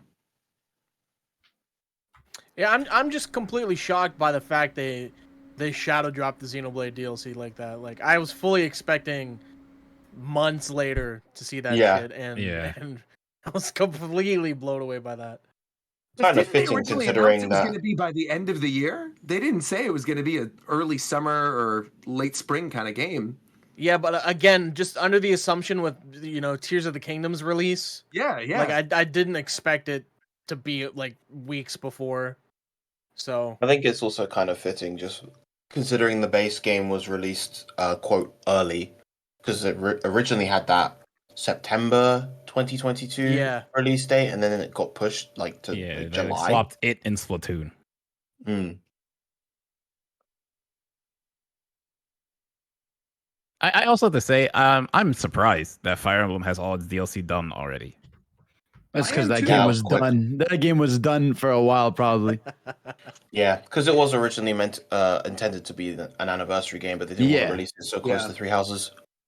I also kind of think them getting that out there is them expanding the timeline between whenever the next Fire Emblem's going to be. Like, I think the next Fire Emblem, it's probably a remake, it's probably genealogy, and it's probably been done for a while too. And I think they're probably sitting on their hands and didn't want to come out with a game at the beginning of this year, have a bunch of DLC for it, and then at the very beginning of next year be like, oh, by the way, we have another game right after they end the DLC. I think they want a little bit of time to simmer where people can go play the other Fire Emblem game and have about a year to actually miss it before they create another one. So It sounds like you know something. Speaking of I creating don't another know one. anything. Speaking of another one. What's up, Tito? Where are you going with this? In about 5 weeks, we got another one. Another one. Another one. Bro, why did they bring Lil Wayne? Why did they bring Lil Wayne? to Bro, present that Weezy thing, fucks man? with Street Fighter, and so should you. Oh, this Street Fighter. All he needs is a beat with a DMX sample. Okay. All I need is Street Fighter 6 expeditiously. Yes, Okay, sir. they dropped a couple days ago, last week, whatever. A presentation, which is basically just like essentially just like a features presentation. Like, Yep. where they basically is like, hey, like basically just a single player presentation focusing on everything that's not ranked because we all know that it's there. We got this game has so much content for casual players, which if you are a competitive player is what you want. You want as much casual content in your games as possible. That way, casual players will buy the game, and the game does better, and they make more stuff for your game, so you can go 0-2 a tournament. That's what you want for your games. Okay? So... But you have to add that last part. Huh? What? What you mean? Never mind. All right. Speaking the truth, though. Yeah, Tito, you'll be happy. You'll be happy if you look at the shooting, the podcast chat. Yes, sir. Yeah. But we got like a lot of stuff about the single player. We got a lot of stuff about kind of like the world tour mode. We got a lot of stuff about kind of the online features. We gotta look at the lobby. They're doing like a mini DBZ lobby. If those of you who are familiar with how Fighters does their lobbies, where you have a lobby and you have multiple quote unquote cabinets, so you can run 3 matches at once and you can choose who you spectate, which is cool. Which is like Capcom is leaning more towards they're doing what people have been complaining about for a very long time, which is keeping their Capcom sensibilities in terms of game design, but becoming a 2023 company in terms of UI, quality of life, and content features. Like they're like Capcom, this arguably, not even arguably, I think this will be the most financially successful year in the history of the company. Because like they just dropped RE4 with both RE4 and Street Fighter 6 in the same year. It's huge. Yeah, so like, I mean, I'm just really excited to play the game. I'm excited for all the degeneracy I'm going to see from everybody playing their creative characters and fighting them in a lobby. I'm not That'll be excited. hilarious. I've already been seeing some Also, stupid we have to stuff. give a quick shout out. We have to give a quick shout out as well. You mentioned successful year and all this other stuff. Also, Battle Network, which is apparently the fastest selling of any of the Mega Man collections they've ever released. That has been doing super incredibly well. Yeah. So Capcom's on a roll this year. They really are. So, actually, I mean, I bought the Mega Man collection, and I think I have maybe an hour played when I was a kid on the first Battle Network. So, and I'm playing it now. So, nice. But it's by like a huge margin. It was wild. It was like I forgot where I saw the statistics, but I think the next closest was the Legacy collection, like the 3DS version of that. Mm-hmm. And I think it was like in that first week or the launch sales of like the collections, Mega Man Battle Network Legacy Collection beats the Mega Man Legacy Collection on 3DS with the special Mega Man Amiibo by 40,000 units, which is like absurd for a collector's edition, like compilation game. So yeah, people love their Battle Network and they've been waiting for it. So yeah, I'm about to say, is that due to the fact that it hasn't been released since release, like anywhere? I think it's that. It has but I think it's, it has a pretty good fan base. yes, yeah. I I think it's that also- the I- audience that likes it is like really hardcore into it. I just can't wait till we just get to the point now, because obviously I love these collections. I'm happy they're having them, but it's like I just want to get to that point now where we get new Mega Man stuff, because all we got was 11, and they just haven't been doing stuff. I want X9. Give us a new Battle Network. Give us another mainline one. Give us another Star Force of Legends. Like once they maybe get a Star Force collection out there, like start pumping out like the new games consistently now. I feel like the next mainline one is gonna happen X9, eventually. please, right? Yeah, please, just X9, right. man. Or X9. I could see them doing that. I think Capcom put out some sort of statement recently about what games they have planned for development or something like that. Yeah, I don't remember I do where, think- but I think it might be listed within it. it would be kind of odd though if we don't get a Battle Network with the success of how big Battle Network. Yeah, has no, for been sure. now. I feel like they probably are looking at that and going, if we're gonna do another spinoff and make a sequel or something, maybe. Sorry, Legends 3, but like Battle Network 7 might be the way to go. I do. Before we get off of Capcom, I just want to say, like, yeah. there is a thing that I think Veerman and I have been talking about for a little bit, and I might have brought it up here, but like, I really believe in the next 12 months, you're going to see a renaissance of fighting games bigger than 09. Like, I easily. think we talked about this in a previous episode yeah, like too. Yeah, I think like you have Tekken 8, Street Fighter 6, you have Project L coming out in 2089. You have and, like, that's not even to mention all the other more niche games. MK12. Look, man, I didn't say MK12 because that doesn't exist until I see it. So Grand Blue Rising. Grand Blue Rising, right. like and other smaller niche games like Guilty Gear is probably going to come out with. Guilty Gear is probably going to come out with it's like Guilty Gear Strive, awesome underneath upside down revamp, like whatever the fuck they're going to call it. Like it's going. Fighting games have never been bigger, and I think that like there's going to be a new generation of fighting game players that are going to arrive in the next 12 months that will replace the 09er thing. Like, it's crazy. Oh, quickly pivoting back to Street Fighter specifically as well. Towards the end of that showcase, they also revealed the first year of DLC characters, the first season pass, which are the leaked characters in that roster. The 4 characters: Rashid in summer, Aki in autumn, Ed at the start of next year, so like January, February-ish, and then Akuma in spring of 2024. Bro, Akuma looks nut.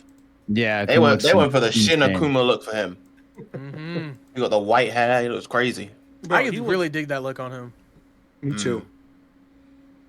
And I'm seeing, again, there's not really a lot. The game's gonna come out in 5 weeks, but I'm seeing it a lot in chat. Like, do y'all think the music is ass?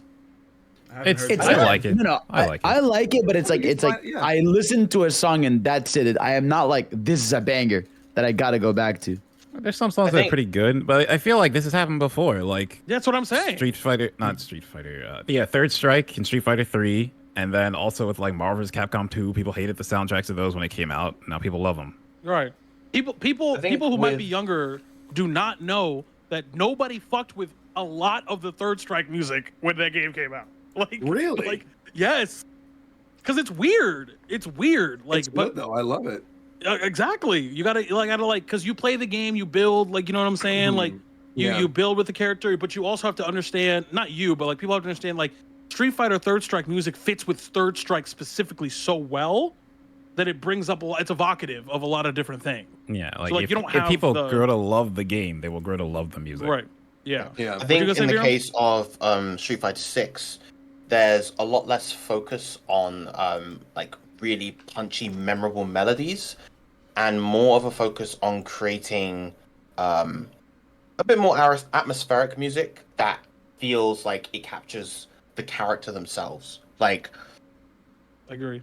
Quite a few of the newer characters in particular, like I listen to like Marissa's theme or JP's theme or Lily's theme or I listen to those and I think, yeah, these themes really fit these characters, even if they're not like super memorable and super punchy like you would expect them to. Like you listen to like Street Fighter 4 Zangief's theme, and that theme slaps, but I don't think of the sax when I think of Zangief. I think of something a lot more kind of imposing, a lot more. Yeah, kind I of think heavy, I think of and an organ.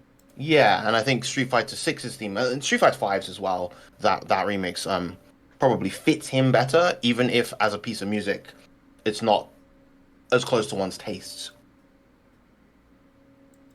We'll see. I have a feeling this is going to be incredible, though. Like, I'm somebody who I like Street Fighter, but it's never been like my absolute favorite. But I am super, super excited to play this one. And Cammy's grown on me, and I just feel like everything about this looks good. The art style grew on me. Like, I think, remember we talked about on the show before, we had like that leaked version of the art. There was like a character sheet that, and I remember looking at those characters being like, man, I am not messing with this at all. And then now that we've actually seen the reveals and seen them in action, I'm like, man, these are some of the best instances. I fucked with it so heavy off rip, bro. Just in motion, everything just looks so good. And it's such a feature complete initial release that it's very rare for especially like Capcom fighting games, just modern fighting games in general. We haven't any game. Yeah. It feels like this is a very complete package right off the jump. Not to mention they're going to be supporting it for probably years to come. Oh yeah, I feel like they learned from Street Fighter 5. Oh, absolutely, definitely. Yeah, I mean, it always lasts like as long as the console generation, basically. I don't know about that. Usually, right? Like Street Fighter 4 was all a PS3. Well, no, ever since the era that DLC has been a thing, right? You know, yeah. Like, because I feel like Street Fighter 4 or 5, 4 was like what 08, 09 to 16. Street Fighter 5 was obviously 16 to this year. So I feel like that's also because Capcom's like fighting game division was pulled back so much.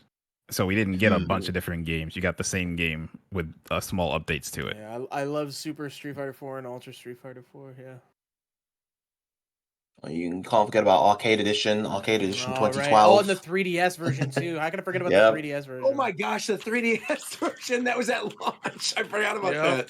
Wow. Wow. Yeah, a lot of good stuff though, and something else that's coming out in June. A lot of people are excited about Final Fantasy 16. There was a state of play for Final Fantasy 16 that happened the day after the Zelda trailer, correct? It was before or after, I forget. So did any of you watch it? Because I haven't had a chance to watch it yet. I withheld watching it just because I kind of want to go into that game like pretty fresh. Yeah, I just want to. Oh, the FF16 presentation? Yeah. I watched most of it because like I'm someone who like with that game like I can watch it and still have a good thought about it. That game looks insane. Like I was with you guys, or like I saw Zelda that morning and I was like, I don't care about the FF16 presentation, and then I saw that and I was like, dude, no, this looks fucking crazy. Like the combat is like Devil May Cry on crack, obviously because they have that combat director. The world looks insane, the music, but what stands out the most like the Titan fights, those like the big scale battles, because that's always a worry in games that you do like Titan fights, like are you just a big character like spamming back and forth? But the way they basically designed the Titan fights is that each Titan fight is like a different genre of game. So like one Titan fight will be like a space shooter type thing, one Titan fight is gonna be like almost like a platformer, one Titan fight is like a wrestling match, and like they've designed them to be these like crazy epic scale fights, but they like switch genres between them and it's insane. And obviously the music is incredible. I'm not like, the only thing I'm not too sold on is still like the characters, because I feel like with Final Fantasy, characters right away stand out as like, oh, I know what you look like, you look cool, but that's probably because they're like changing their design philosophy with the game. But aside from that, like areas, music, combat, set pieces look phenomenal. I want to talk about the character thing real fast, because like, I don't know. For me in Final Fantasy, I feel like half the joy is like it's like a Xenoblade game. You play the game and you know nothing about these characters. So by the end of the game, you like them. So going in, I don't know. I don't feel like I'm supposed to feel something. Yeah, I feel something for Cloud because I already know who Cloud is. Yeah, that's true. But anyone else that you don't know them until you actually see what they go through, kind of thing. With combat, like I watched that combat section of the trailer, and I don't know if it's just me, and maybe other people can touch on it, but I feel like with modern games nowadays, a lot of the times with combat, I feel like it's heavily carried by visual effects and cinematics. And not to say that it's like a bad thing, but watching the gameplay, I feel like, yeah, cool. This, I will really enjoy bits of this like every now and then in the game. But at a certain point, it feels like, man, you're kind of just mashing the same thing, and it's kind of senseless. Like there were definitely some cool things that I saw. Don't get me wrong, but I hope it doesn't suffer from that problem, because it will be such a letdown. You know I don't think it will. And I can talk about this because I'm the only one on earth who played this game. Forspoken was exactly like that, bro. I played that game, and every attack I did looked cool as hell, but I was hitting 2 buttons the whole time. Yeah. And when I watch FF16 gameplay, I'm like, I still didn't even like so much the FF7 remake gameplay as much. Like, it was cool, it was fine, I was kind of indifferent on it, but even though that was less visually appealing, like, I felt like I was doing things all the time when I was playing Cloud, or even when I was playing Barrett, like when you're just holding the gun forever. Like, but here it just looks like there's a bunch of shit, there's a bunch of elemental shit happening. You're switching spells occasionally, but really you're just mashing square or whatever the fuck you're doing. Yeah. Like, That's how I interpreted it. Yeah. So I think the depth of it's going to come from how you can mix and match. So like which Titan you use determines what your abilities do in different parts. Aren't so they called icons? They're called the icons. Sure. I only know that Titans because I'm 14. fights. I only know that because 14. But yeah. Yeah, So which and- icon you have on dictates like what your moves will do in a given sense, and you can swap icons on the fly. So like I feel like that's where preventing you from just, I just press this button and win is going to be, you can pick which icon you want to use or what the setting calls for, and then switching between those is how you're going to express character. It's like in DMC, right? You're switching weapons, you're switching stances. That's where what makes it something special comes from, is the fact that as a player you can express yourself through the way you're playing. I think that's what to me it kind of feels a little bit like the different, like the brave mode or whatever in like Kingdom Hearts. You know how there were the different versions of you mean the forms? You mean the forms? The different forms. Yeah. It kind of Brave feels mode like is you're thinking of remake with Cloud. That's what you're thinking of. Right. Oh yeah, correct. Yeah. Thank you.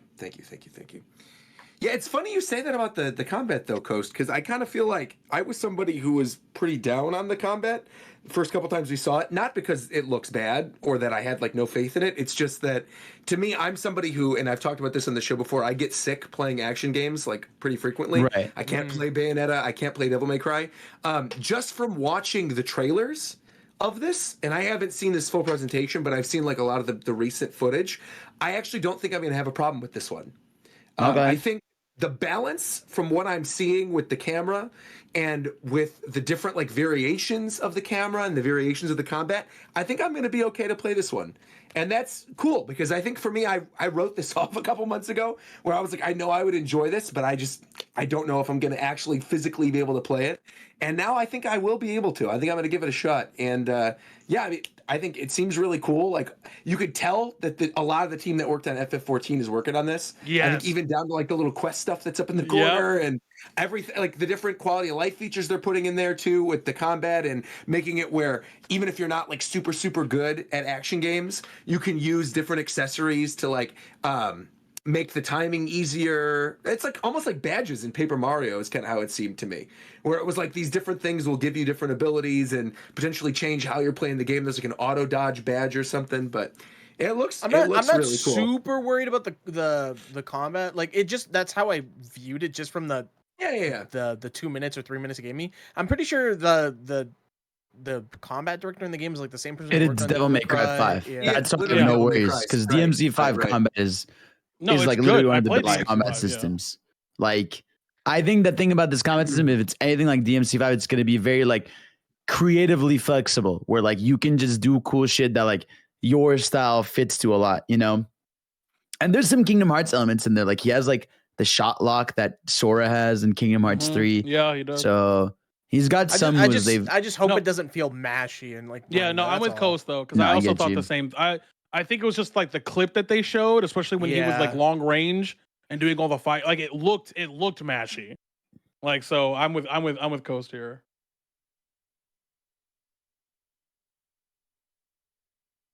Cool. Yep. Another game real fast. Yeah, go ahead. I think it's only like me and Tito here are gonna play this. Is Diablo 4 is in June. I don't think I'm playing that. Okay, so Diablo 4 is in June. I'll be playing that. So respectfully, I looked at the date that game released. I said, "You want to play this game for how long before Street Fighter?" Cap. No, it's not even how long before. They're the same day. So I'm playing D4. It's unfortunate. But yeah, with that game, hopefully Blizzard doesn't shit the bed. They've been showing some cool stuff and some the beta happened. They're doing another beta in like May. But they showed some endgame stuff on a stream they did that looks pretty interesting. Endgame stuff they showed? Yes. Jeez. You got to show endgame stuff when it comes to like MMO stuff. Like you got to show people what the fuck they can do after they beat the main scenario. You got to show them why they got to play the game for 3 years. Yeah, that's fair. Yeah. In a game like Diablo, you finish the story around level like the story is not maybe the 30. game. Yeah, and then if you go all the way up to 100, just grinding gear, making your character stronger and stuff like that. So they talked about what's there to do. So yeah, hoping the game doesn't suck. We'll see. Why do you think it's gonna suck? Because he doesn't think it's gonna suck. He says he's hoping it doesn't suck. It's because of Blizzard. That's why. Yeah. Because like, That's fair. Okay. as someone who's been a Blizzard fan for way too fucking long, they unfortunately recently have just shit the bed with everything. Like, recently, WoW isn't that the past 2 years? Yeah. When you're comparing to the 20 years, yeah, it's recently. Yeah, like true. WoW isn't like, unfortunately, Dragonflight, the new WoW expansion is like one of the best expansions of WoW I've ever played. It's very good. My guild died, so I stopped playing. But very good expansion, so that got my hopes up. D4, it looks like it's going in a good direction now, but it's just like Blizzard has had a track record of just doing dumb shit because they decide, we think this is best. You don't know what you're talking about when people tell you that's not going to work, and they just go ahead with it. And then that shit sucks, and they have to spend years fixing it. So I'm hoping they don't do that this time. How's the new hero in Overwatch? Oh, wasn't there a new hero since the last show? Lifeweaver? Yeah, I play. Yeah. He very weird, but cool. He makes a big tree. That's cool. He does. Cool. He does. You know, like he makes a big tree and it heals people, and that's cool. But he's a weird guy. Oh, weird guy. Like the game's okay. Overwatch is if you like Overwatch, it's still fun. But like, oh yeah, it definitely is. Like, yeah, it's just people. You know, it's fine. I just saw there was a new hero when I was gone, and I was very curious. I completely forgot about that. Yeah. Yeah. Again, there's too much shit, man. We need is. We need to have a seat with these developers, man. They're just pushing shit out day in and day out. Trying to make some money, man. It's crazy. Not all of them. Too much content. It is weird though, because I do feel like there was a huge drought last year for a pretty substantial amount of time. And now there's just way too much stuff that I'm never gonna get to. And you like really it's do have to the pick and after choose. effects of COVID. Yeah, I'm sure that's the what it ability is. to finish Yeah. all their games and release them. Oh, which I don't, because I think we're towards the end of kind of what we want to talk about. In honor of our boy Zep, he's not dead. I don't know why I'm saying, but in terms of games that who died? yeah. He's a Gengar, bro. He can't die. But right, exactly. He's a things that we've been playing. So I've been playing, just getting back to FF14 crafting, but that's like whatever. That's fine. Playing Battle Network blind for the first time. Like I basically, I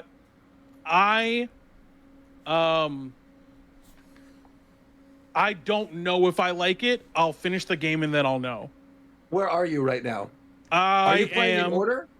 Yes. Okay, you're playing Battle Network 1. Where are you in Battle Network 1 right now? I just finished this guy was like making a bunch of booger water and I beat him. Okay.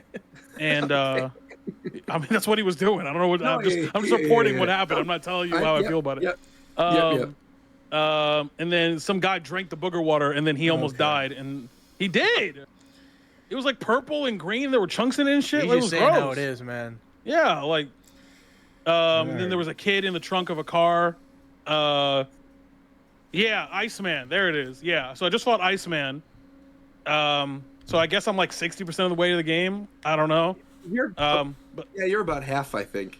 yeah, something like that. But like, regardless, like I said, I don't know if I like it or not. I just don't know. But the big thing that I've been actually playing recently, other than Marvel Snap and the usual games that are in my rotation, is I just started Mage Seeker, the newest game from Riot, the League of Legends RPG. Okay. And I'm about like an hour and a half in. It's very good. I played their last game, which was Ruined King, which was have you heard of Battle Chasers? The RPG. Okay. Nope. Yeah, I know what you're talking about. You know what I'm talking about? Okay, well, it's the same studio that made Battle Chasers, which is a really, really cool like RPG. If you haven't tried it, try it out. But it's the same team. Made Ruined King, and then Riot published Mage Seeker, which is an RPG, different studio.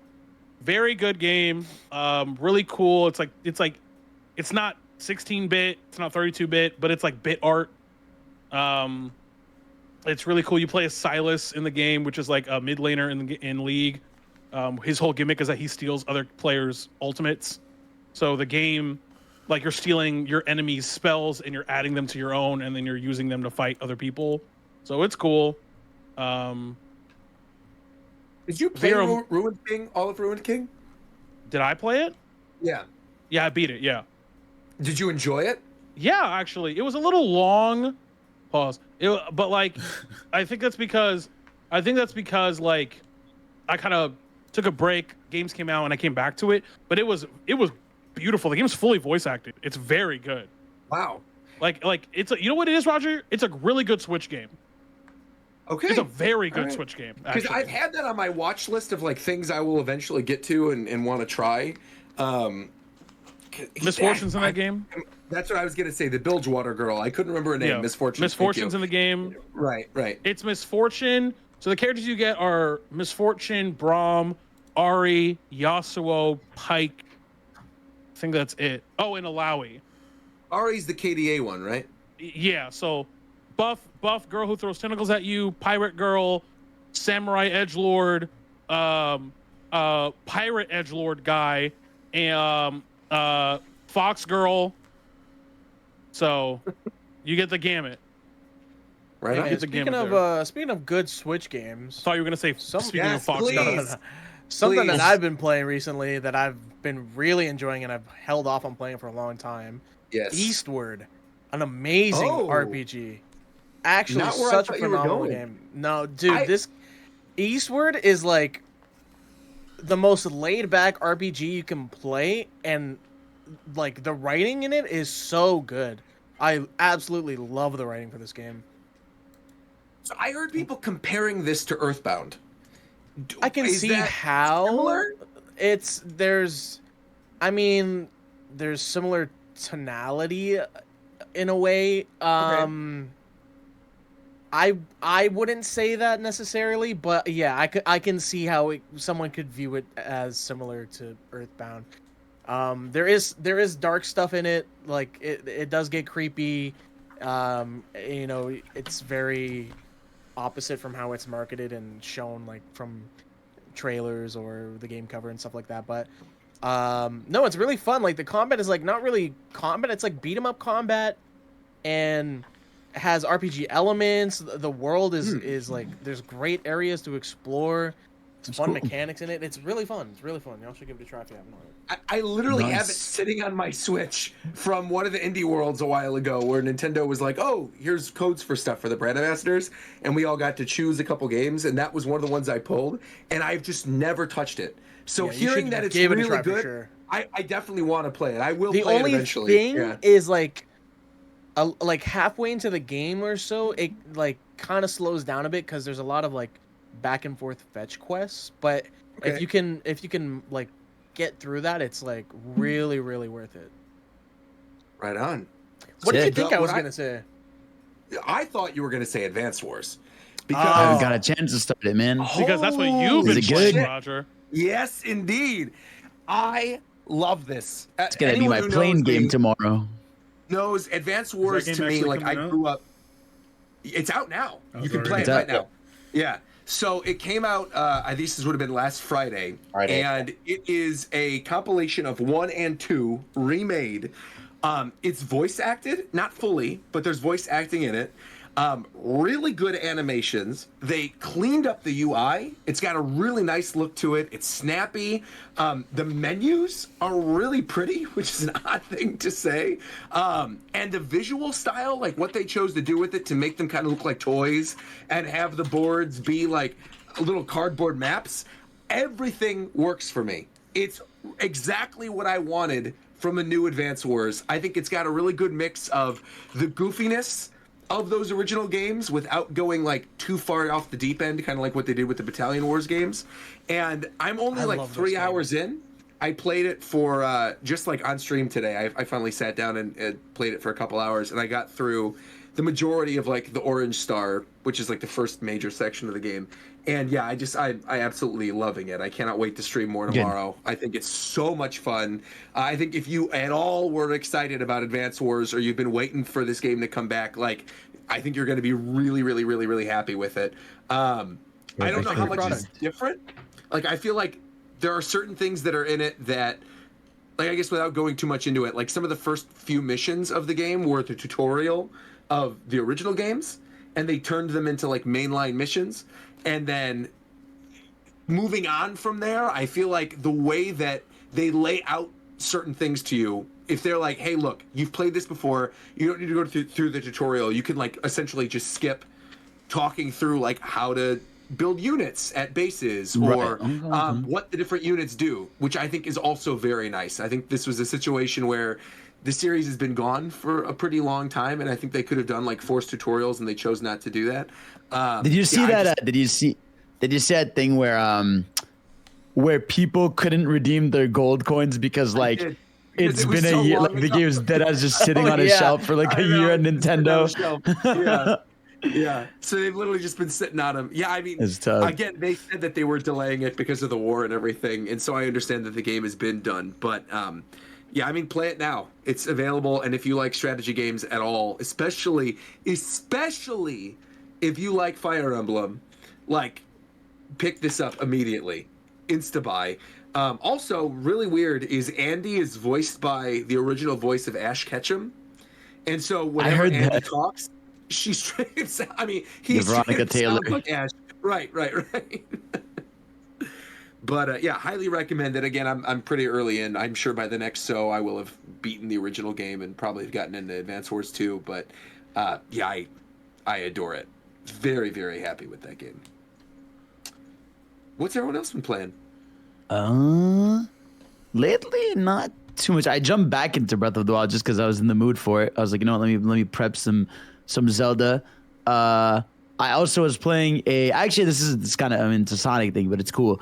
I was playing Project 06, where basically this one person, yeah, this thing is awesome though. I saw they released the silver stuff, and I'm like, damn, I gotta play this now. Yeah, basically for those that don't know, like you guys should check this out. It's called Project 06. It's basically one dude, Chaos X, basically rebuilding from the ground up Sonic 06, and over the years they've been updating it. So they remade all the Sonic missions. 2 years ago they released all the Shadow missions, and he has a team. My bad. And then last week they released the Silver missions. So now you can basically play like all 3 main missions from Sonic 06 in like the best way possible. Like it is. The levels like feel like they were actually made today. There's no like weird shitty glitches. It's as if that game came out back then, but like complete. Wow. Yeah, and it's genuinely incredible.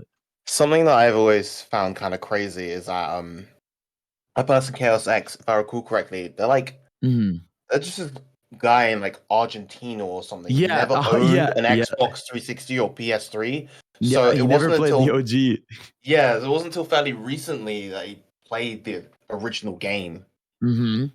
And yeah, it was still able to kind of remake the game from the ground up with a very acute knowledge of like what was good in the game, what was not good in the game, and has put together something really, really, Yeah, I mean, really it's impressive. literally, it's quite literally gaslit people into believing that like '06 was 06 is good. amazing. Yeah, Yeah. like It's so funny genuinely, 'cause like you said, Vera, even if it's just like one person in Argentina or something, like they have, 10, 15 years of discourse of all the things that were wrong with '06 yeah, to then go, Yeah. we can fix this by, adjusting this level here or moving this thing around. That I always is believed really that game cool. was good. yeah. It's insane. It's 06, definitely. I Are you heard talking about about this, but I 06 just being didn't know it was good? out yet. Or Yep, are you I talking always about believed that game had potential. 06? That game definitely. Yep. Base Yeah, Sonic 06 has 06. potential. Potential Sonic for 06. sure, of course. Oh yeah, potential, but then they Very released a first- hot yeah, steaming yeah. pile of shit. Oh yeah, Like, exactly. what? And Of that's course, yeah, of that's course. why this game is good. This is why Project 06 is I good. remember seeing the EGM that had the first ever screenshot of Sonic 06, and it was like you could see every individual blade of grass, and Sonic had Oh, fur. yeah, And there's yeah. that one iconic shot of him like jumping off of the cliff, and I Dude, remember the thinking, Yes. trailer this they is gonna be showed was like, amazing. it was so good. Like, it's crazy how you start the game, you get that cinematic. Like, if you don't even Oh yeah. like, you see Elise Fantasy and all of that cinematic. shit. Exactly right. It's Yep. like, goddamn, this is gonna be a great ass game. And, And then, then you the play loading it. screen shows Sonic loads in, and it's like, what the fuck happened? Yeah, man? like Jesus. No, no, no, no, That's- no, I gotta Oh, correct you 06 there. we're just checking came No, out. out. bro, I gotta correct you there. The loading screen shows, and then the loading screen shows, And then the and then loading, the loading screen screen shows. shows, and you're there for a good 30 seconds, and then Sonic loads in. But no, Yeah. it's sad. So anyone who wants to just play that, 100% worth it. And I think all they need to do now is like add the bosses, the hub areas, cutscenes, and like the final mission. Like it's done. But for now, if you just want to play all three main missions of like Sonic, Shadow, Silver, it's there, and they're all like you would think they're just fully complete and done. Is it a plugin for the game itself? No. Like- You dead ass like you go on his channel. The trailer for Oh, Silver is there. You wow, download okay. it and you can just play it on your computer. Well, that is Has graphic settings and everything. That is a perfect segue into something else that I think we probably should talk about that happened since the last show in terms of YouTubers and downloads and games and Oh my companies God. shutting this boy. down. Have you guys seen the stuff Yes. going on with Zelda? So, Oh, yeah. what yeah. exactly happened? Because I had people like angrily tweeting at me while I was on vacation, being like, "You're a Nintendo brand Angrily? ambassador, you should talk about." Well, because I think they thought Why- like because I'm a brand. Why do ambassador, people? No. that I Why do should say people something. that follow you think that you have a hand in so many different things just because you work with Nintendo? Like, I don't know. But it happened. Basically, get a this job, dude- man. Go get a job. Thank Basically, you, this thank you. dude called Point Crow, he does a lot of Zelda mod videos. He's very well known for like a lot of, Zelda multiplayer mod videos, just crazy mod videos. And then a shit ton of them just at once got like taken down, copied, and like, Realms. yeah, Shadow Realm, copyright struck, like the usual stuff that can stop you from uploading a bit. And yeah, and you know how it goes. He made the video being like, hey, this is what happened, yada, yada, yada. Caused an uproar. Everyone's talking about it. And apparently, like, he pointed out that some smaller other channels also got their stuff taken down. So it feels like obviously Nintendo, like, for some reason, they're like, oh, Tears of the Kingdom is coming out. We can't have Breath of the Wild Which fun. is crazy because you think it would be the opposite, right? Like Right, his yeah. videos have so many views and would possibly have more people wanting to purchase Tears of the Kingdom Sure, just off of that. Like, that's a thing I just don't understand with Nintendo. There's so much fan content that's made that isn't meant to hinder the Nintendo IP. It's there to celebrate it and even encourage more people to, join in the community, play the game, stuff like that. But I don't know. They just have like super backwards business practices. It's not still just in Nintendo though. It's just a 2023. Japanese company thing a lot of the time. Yeah, but you Except see it for- so and then much you with got- Nintendo, I mean, look at- man. Like, I feel like I Yeah. think the one thing, if people can talk bad about Sonic or whatever, but I think the one Oh, thing, the fans carry like, that shit. dude, the fan and Sega is cool with it completely. Oh, Like, yeah, they yeah. encourage- Embraced they're like, it. they're like, here's this game called The Murder. Could you imagine? Yeah, we if didn't they even had say a it. Yeah. fan game, visual novel called The Murder of Super Mario? Like that would never No, happen. never. The Very social, Not the once. entire social Actually. media team would be killed. Like that would Of never course, happen. of course.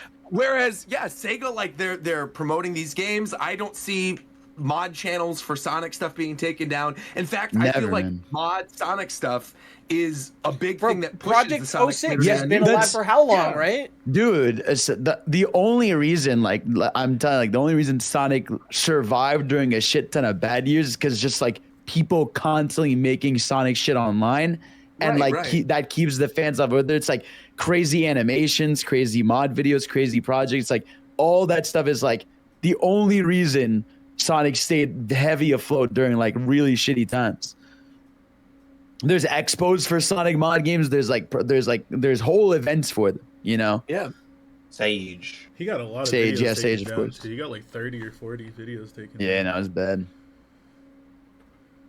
Did they issue strikes on the channel, They got or two was it strikes. just They Yeah, did like, on they some of issued them, yeah. yeah. strikes. They got 2 strikes wow. on his channel. that's scary stuff? That's Like rough. his monetization is like just completely gone at this point. Yeah. Dang. Yep, that's the scary thing, bro. Nintendo, you just don't know. One It day is. your ship is okay, then the next they'll be like, nope, die.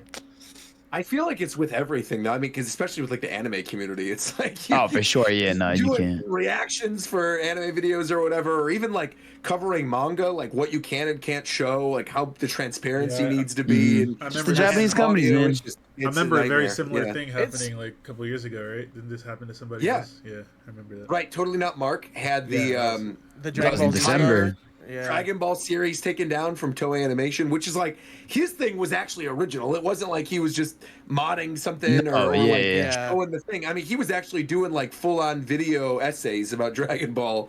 I Yeah. think I They think just it's completely not got taken only down. we can't just blame the Japanese companies and stuff. Like No, a for part sure. of this is also reliant on the copyright laws in North America. For that sure, just for sure. constantly get abused that need to be looked over again. Like it's insane how many people can pretend to be a company and then just completely destroy someone else's livelihood because I mean, you know they that uploaded happened- one video they didn't like or something like that. That happened recently too, right? With I say recently, it was a couple years ago, but it was when all the One Piece people on Twitter were being taken Yeah. down because somebody pretended to be Oh, Shueisha. yeah. And like I deleted my entire Takara- One Piece thread that I was putting on Dude, Twitter because I was oh scared my my God. account would get blown. Me too. Yeah, And I I got I was contacting Shueisha representatives and contacting Toei and being like, hey, what's going on? Like, you know, should I be nervous? And they're like, no, we didn't issue anything out. And then sure enough, you find out later it was like somebody pretending to be Shueisha with literally a Gmail account. Hey, and man. Twitter was like, yeah, whatever, take it down. Whoever did that, be better.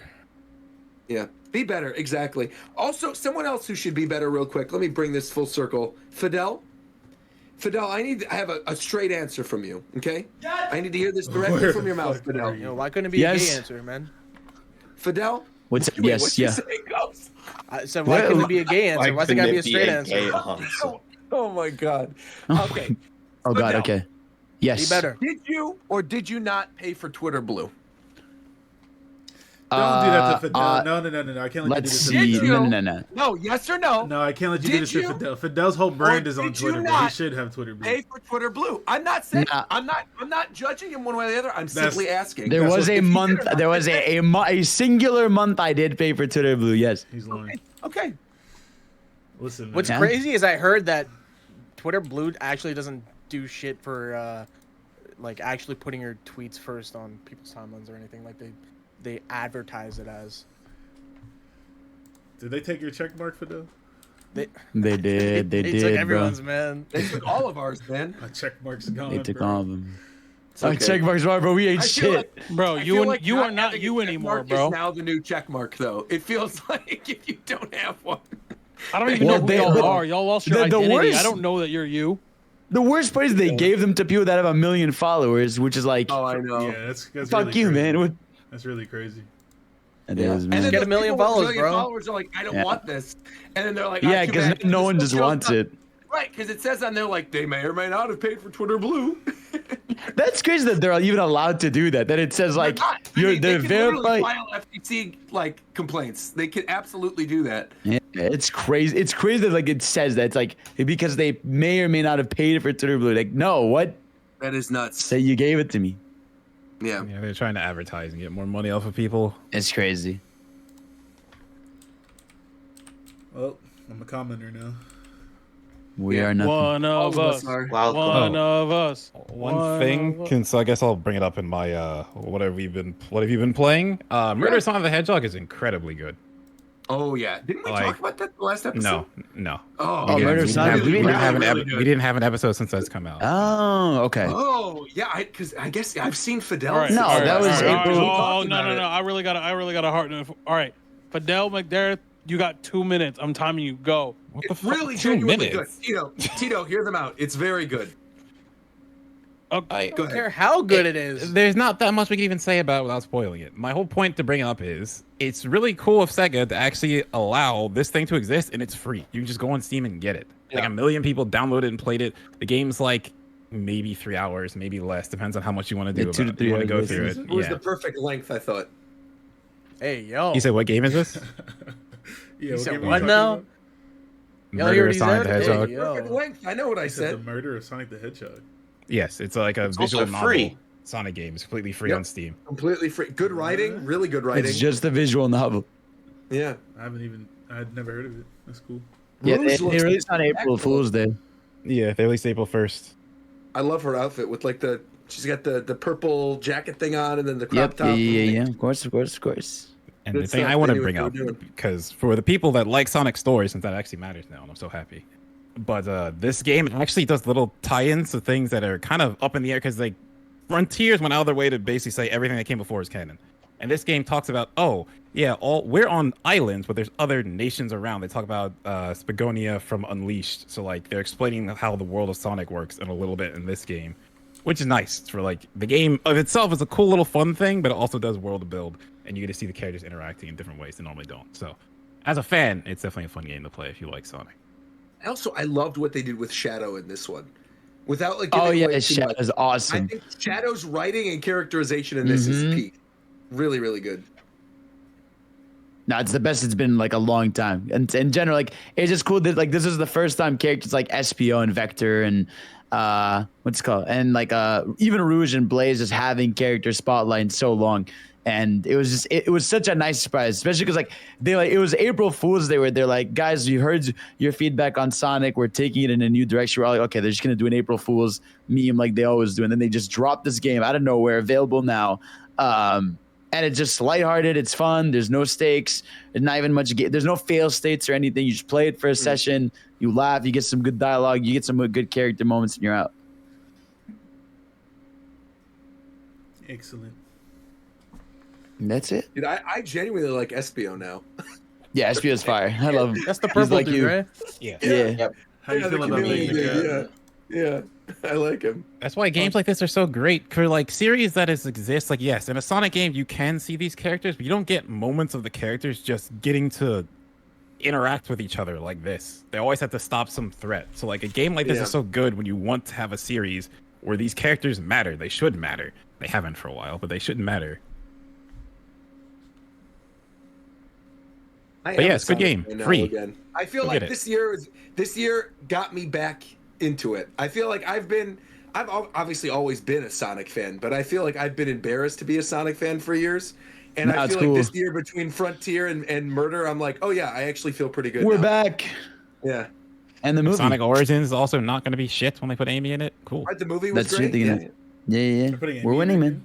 No, we Yeah. mentioned Oh, we that. also What's we this also game? haven't talked about that, have we? What? Sonic Origins Plus. No, we also did. We got talked about announced. Origins What- Plus. We Yeah, did. yeah. Okay. Yeah, Yeah, we bring have. Amy in. So Even Now you if mentioned, did, of I'm not course, letting that the murder of Sonic the Hedgehog was free. Now you know what else is free? Final Fantasy 14 online up until the I gotta go. Thank y'all for watching. expansion right now. Talk to him. Been I enjoying mean- yourself playing Shadowbringers? I have been absolutely loving it. I have so over the past, I guess, few weeks, I've been playing through. Been getting back into Final Fantasy 14 because I kind of took a break for a couple months. But I've been playing. I played through Post Stormblood, which was fantastic, and I've been playing through Shadowbringers, which has been consistently amazing at every story beat. Yup. The dungeons have been really fun. They've been more like demanding than the previous dungeons, which I like. I've done one trial so far, which was also very fun. And it's just been a lot of really, really good content. Obviously, for anybody who's in the chat who hasn't played and eventually wants to play. I don't want to spoil anything. I want people to go in as fresh as possible, but people constantly big up Shadowbringers, and it's very clear to me as to why. It's fantastic. I mean, I'm gonna keep it a buck, bro. Chat, y'all better, you know what I'm saying? Let me tell you what the end of the game is right now. You ready? No, chill. Crafting. Crafting is the end of Final Fantasy 14. You feel me? You can cook. Crafting and You glam. can make tables. You can fish. You can fuck. That's end game, bro. You can all these fuck? dungeons. Yeah, I mean, you can get married. That doesn't mean you can fuck, but you can get married. You know, that's adjacent at least. You can do ERP and Limsa, bro. It's adjacent at least. Nah. Don't tell him to do that, Viren. Don't tell him to do that. It's adjacent at I'm least. not telling you to do that. You shouldn't do that, but you can. I'm just saying, like, you can, you know what I'm saying? So you can get to the end game, you know what I'm saying, where you could cook, you know what I'm saying? You could do all this shit, bro. That's a real end game. Fashion fantasy. Fuck you mean? That should get crazy expensive, though. But yeah. I've just been Yeah, streaming my MSQ run. It's been great. Yeah, I can see how it can be expensive if you're buying it all at once. Yeah.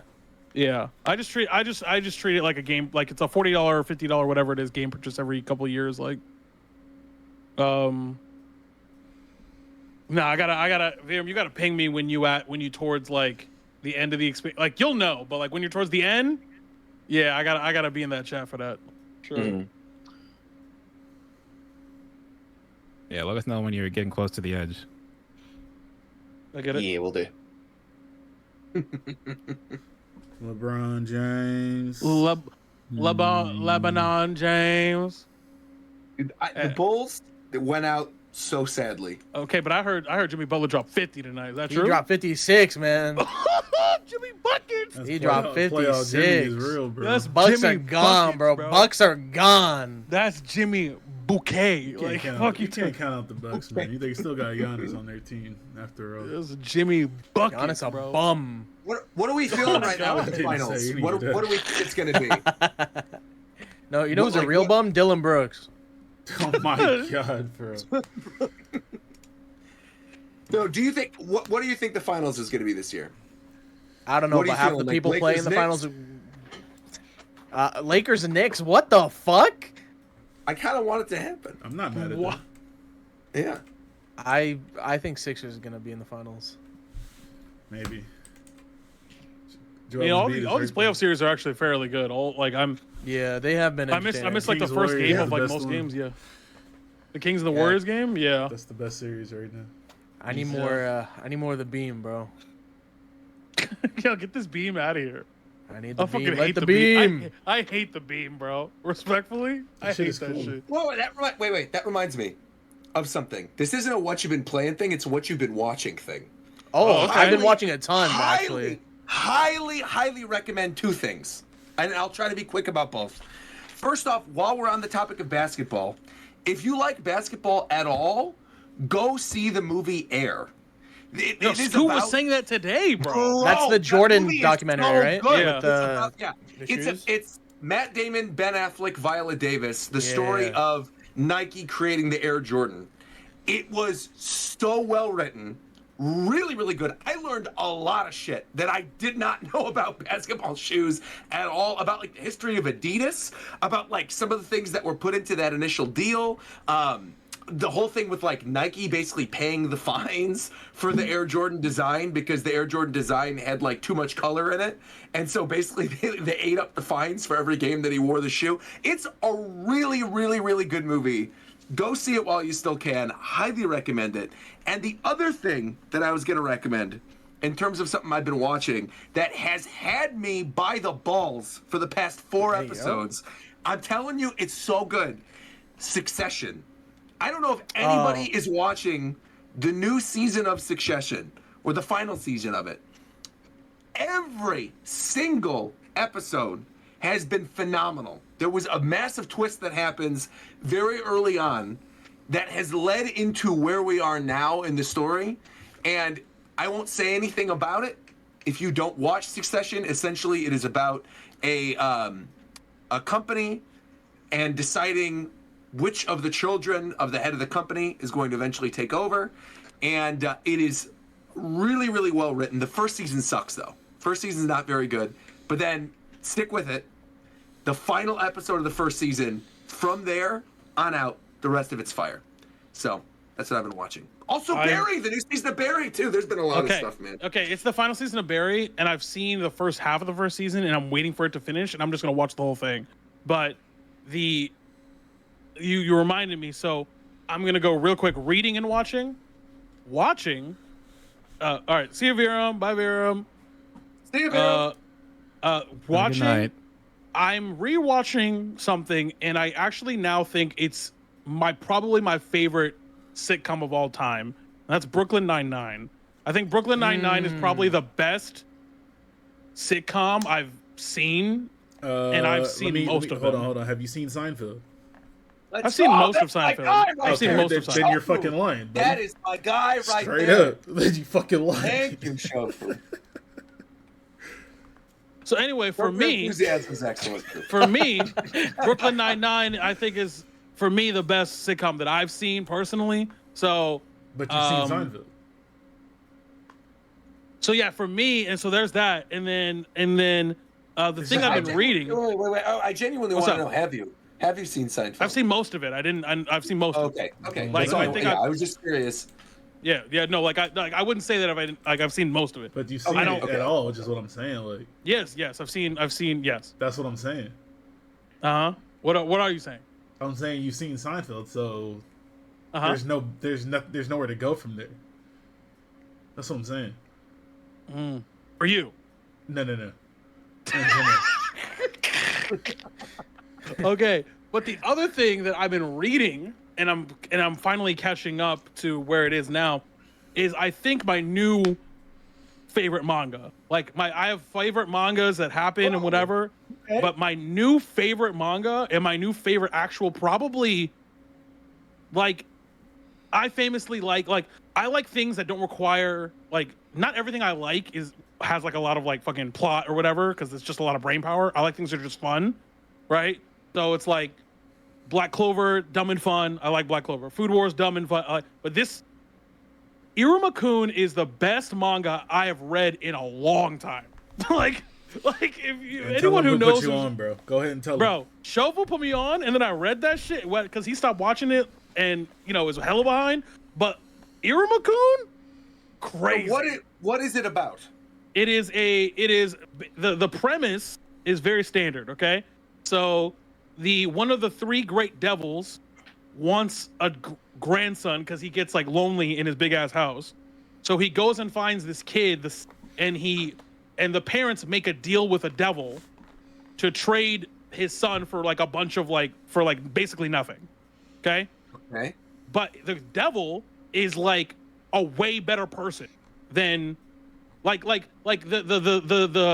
symmetry is that the life that kid was living in the human world was hell, and now he's living a good life. Yeah, we talking Demon School, Joey. Demon School is crazy. So it's getting it has like this Saturday morning cartoon feel, but it has for me really high level character development and really good writing. So if you haven't, I would watch it and then read it. There's 2 seasons or 3 seasons or whatever. Go watch that shit and then go read that shit, because it's to me I think it's my favorite manga now. I think actually it's my favorite manga. Wow. Okay. And I it's close with a couple others, but it's really good. It's really good. Really, Joey knows what's up. Joey knows what's up. Shofu knows what's up. Indeed. I gotta watch it. Hey, for what I've been watching a lot of stuff recently, because I haven't been playing too much recently. I've been waiting for a lot of the fire shit to drop, but some stuff I watched recently. Beef, Steven Yeun and Ali Wong. Hey, yo. Is that the one? Is that the one where they're the trailer was they cut? It's she cuts him off in traffic and then he runs her down. They have some road rage incident, and it just snowballs off of that. It's on Netflix. Yeah, I've been enjoying that so far. Amazing series, very good. I don't know if we brought it up on the podcast, but Tetris. Obviously, I watched Tetris. Oh yeah, yeah. Tetris was excellent. Very like surprisingly like not what I thought it was gonna be about. Well, not be about, but how it was portrayed. Super interesting.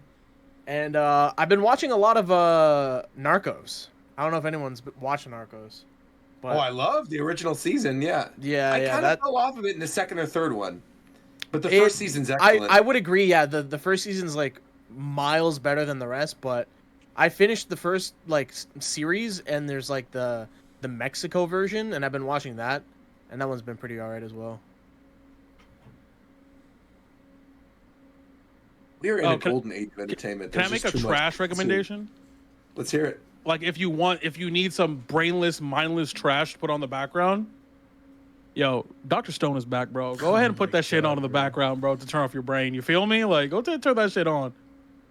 Because that shit dumb as hell. It's so crazy that the show that's supposed to be about science is the show that you just described like that. To be fair, I haven't seen the new season. Why y'all telling me to stop? Like I didn't prefix this.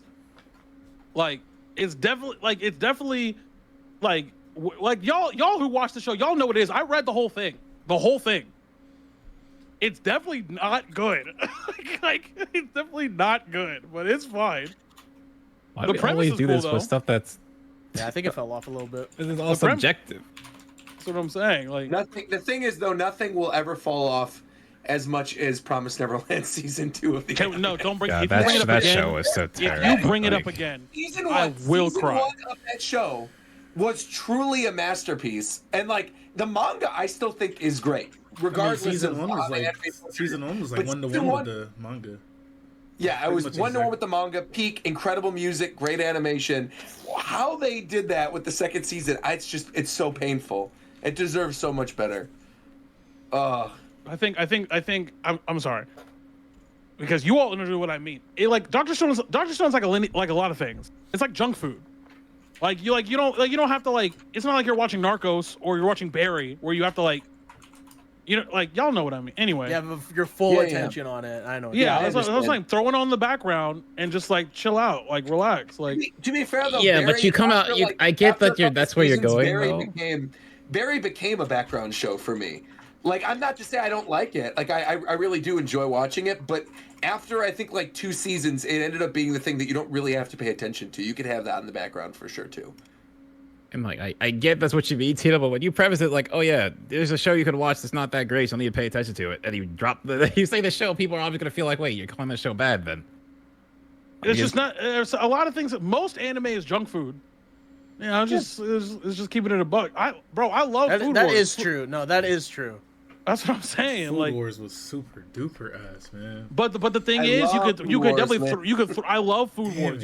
You could throw Food Wars on your second monitor and do whatever you want. But Food Wars was good for a while. That's the problem. Oh, yeah. Like, those first 3 seasons. Those first 3 seasons were good. Those last 2, oh my god, bro.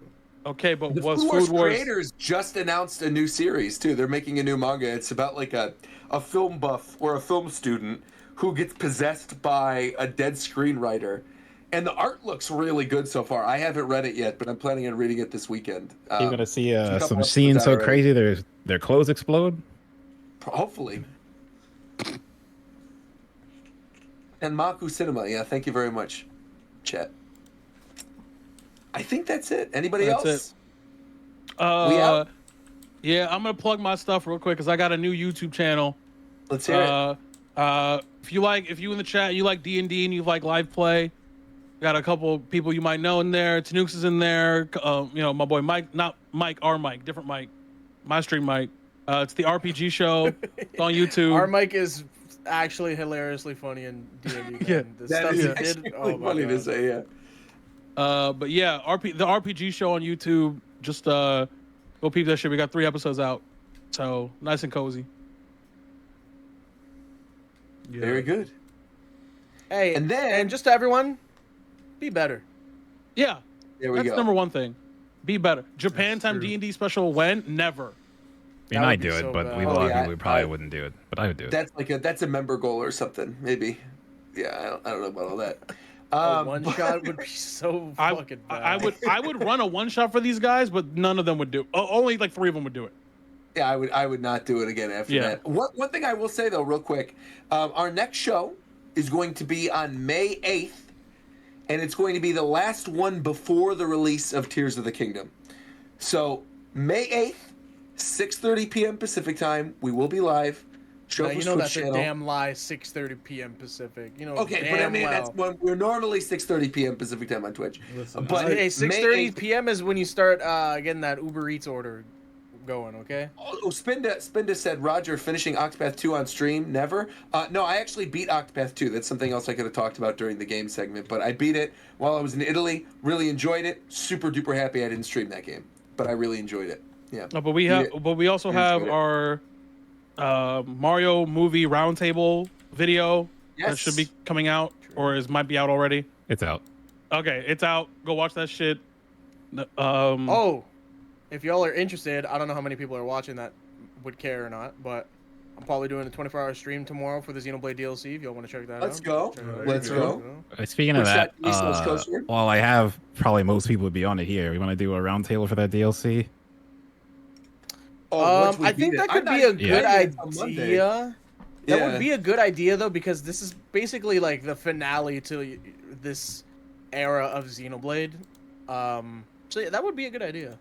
I'm totally down. My only question is like, how long it won't be for. Is this going to be? Yeah, that's why we don't know how long it is, so I wouldn't be for a while. Right. But it's just like just to see. How long was Torna? Torna was like 15 hours or something. Torna was like 15 to 25 hours. Yeah, because I'm just wondering if I can beat it before Tears of the Kingdom. That's my goal. Yeah. I don't know if I have time to beat it before. Again, there's too much stuff, man. I know there really is. And on top of all of that, if y'all in chat don't go ahead and donate to the cipher right now, I'm really gonna pull up to your house and steal all of your cutlery. Bro, I swear I will. Done, bro. What are you saying? No, I don't care. Y'all better throw some money. Still, go donate to that man, bro. What? Still throw money, throw bands his way. You feel me? Hey, you trying to stop me from hold it down. Look, man, I don't like asking for money in the first place. You're not asking. No, we're just saying that if you happen to be watching this live on twitch.tv/shofu, that's what I'm saying. And there's a sub button right there, maybe click that sub button. That's what I'm saying. Don't be broke. People have been asking me if I'm going to be on the cipher. I'm like, who do you think I am, man? That's Coast, man. So, Coast, we all know you got bars. They might not know, but we know. I don't got bars. Yeah, all right. All right, good night, everybody. We'll be back in 2 weeks. Take care. And, be better. Thank you for watching, people. I'm a Raid Coast. I'll be back one of these days. I don't know when, but I'm going to be back one of these days, man.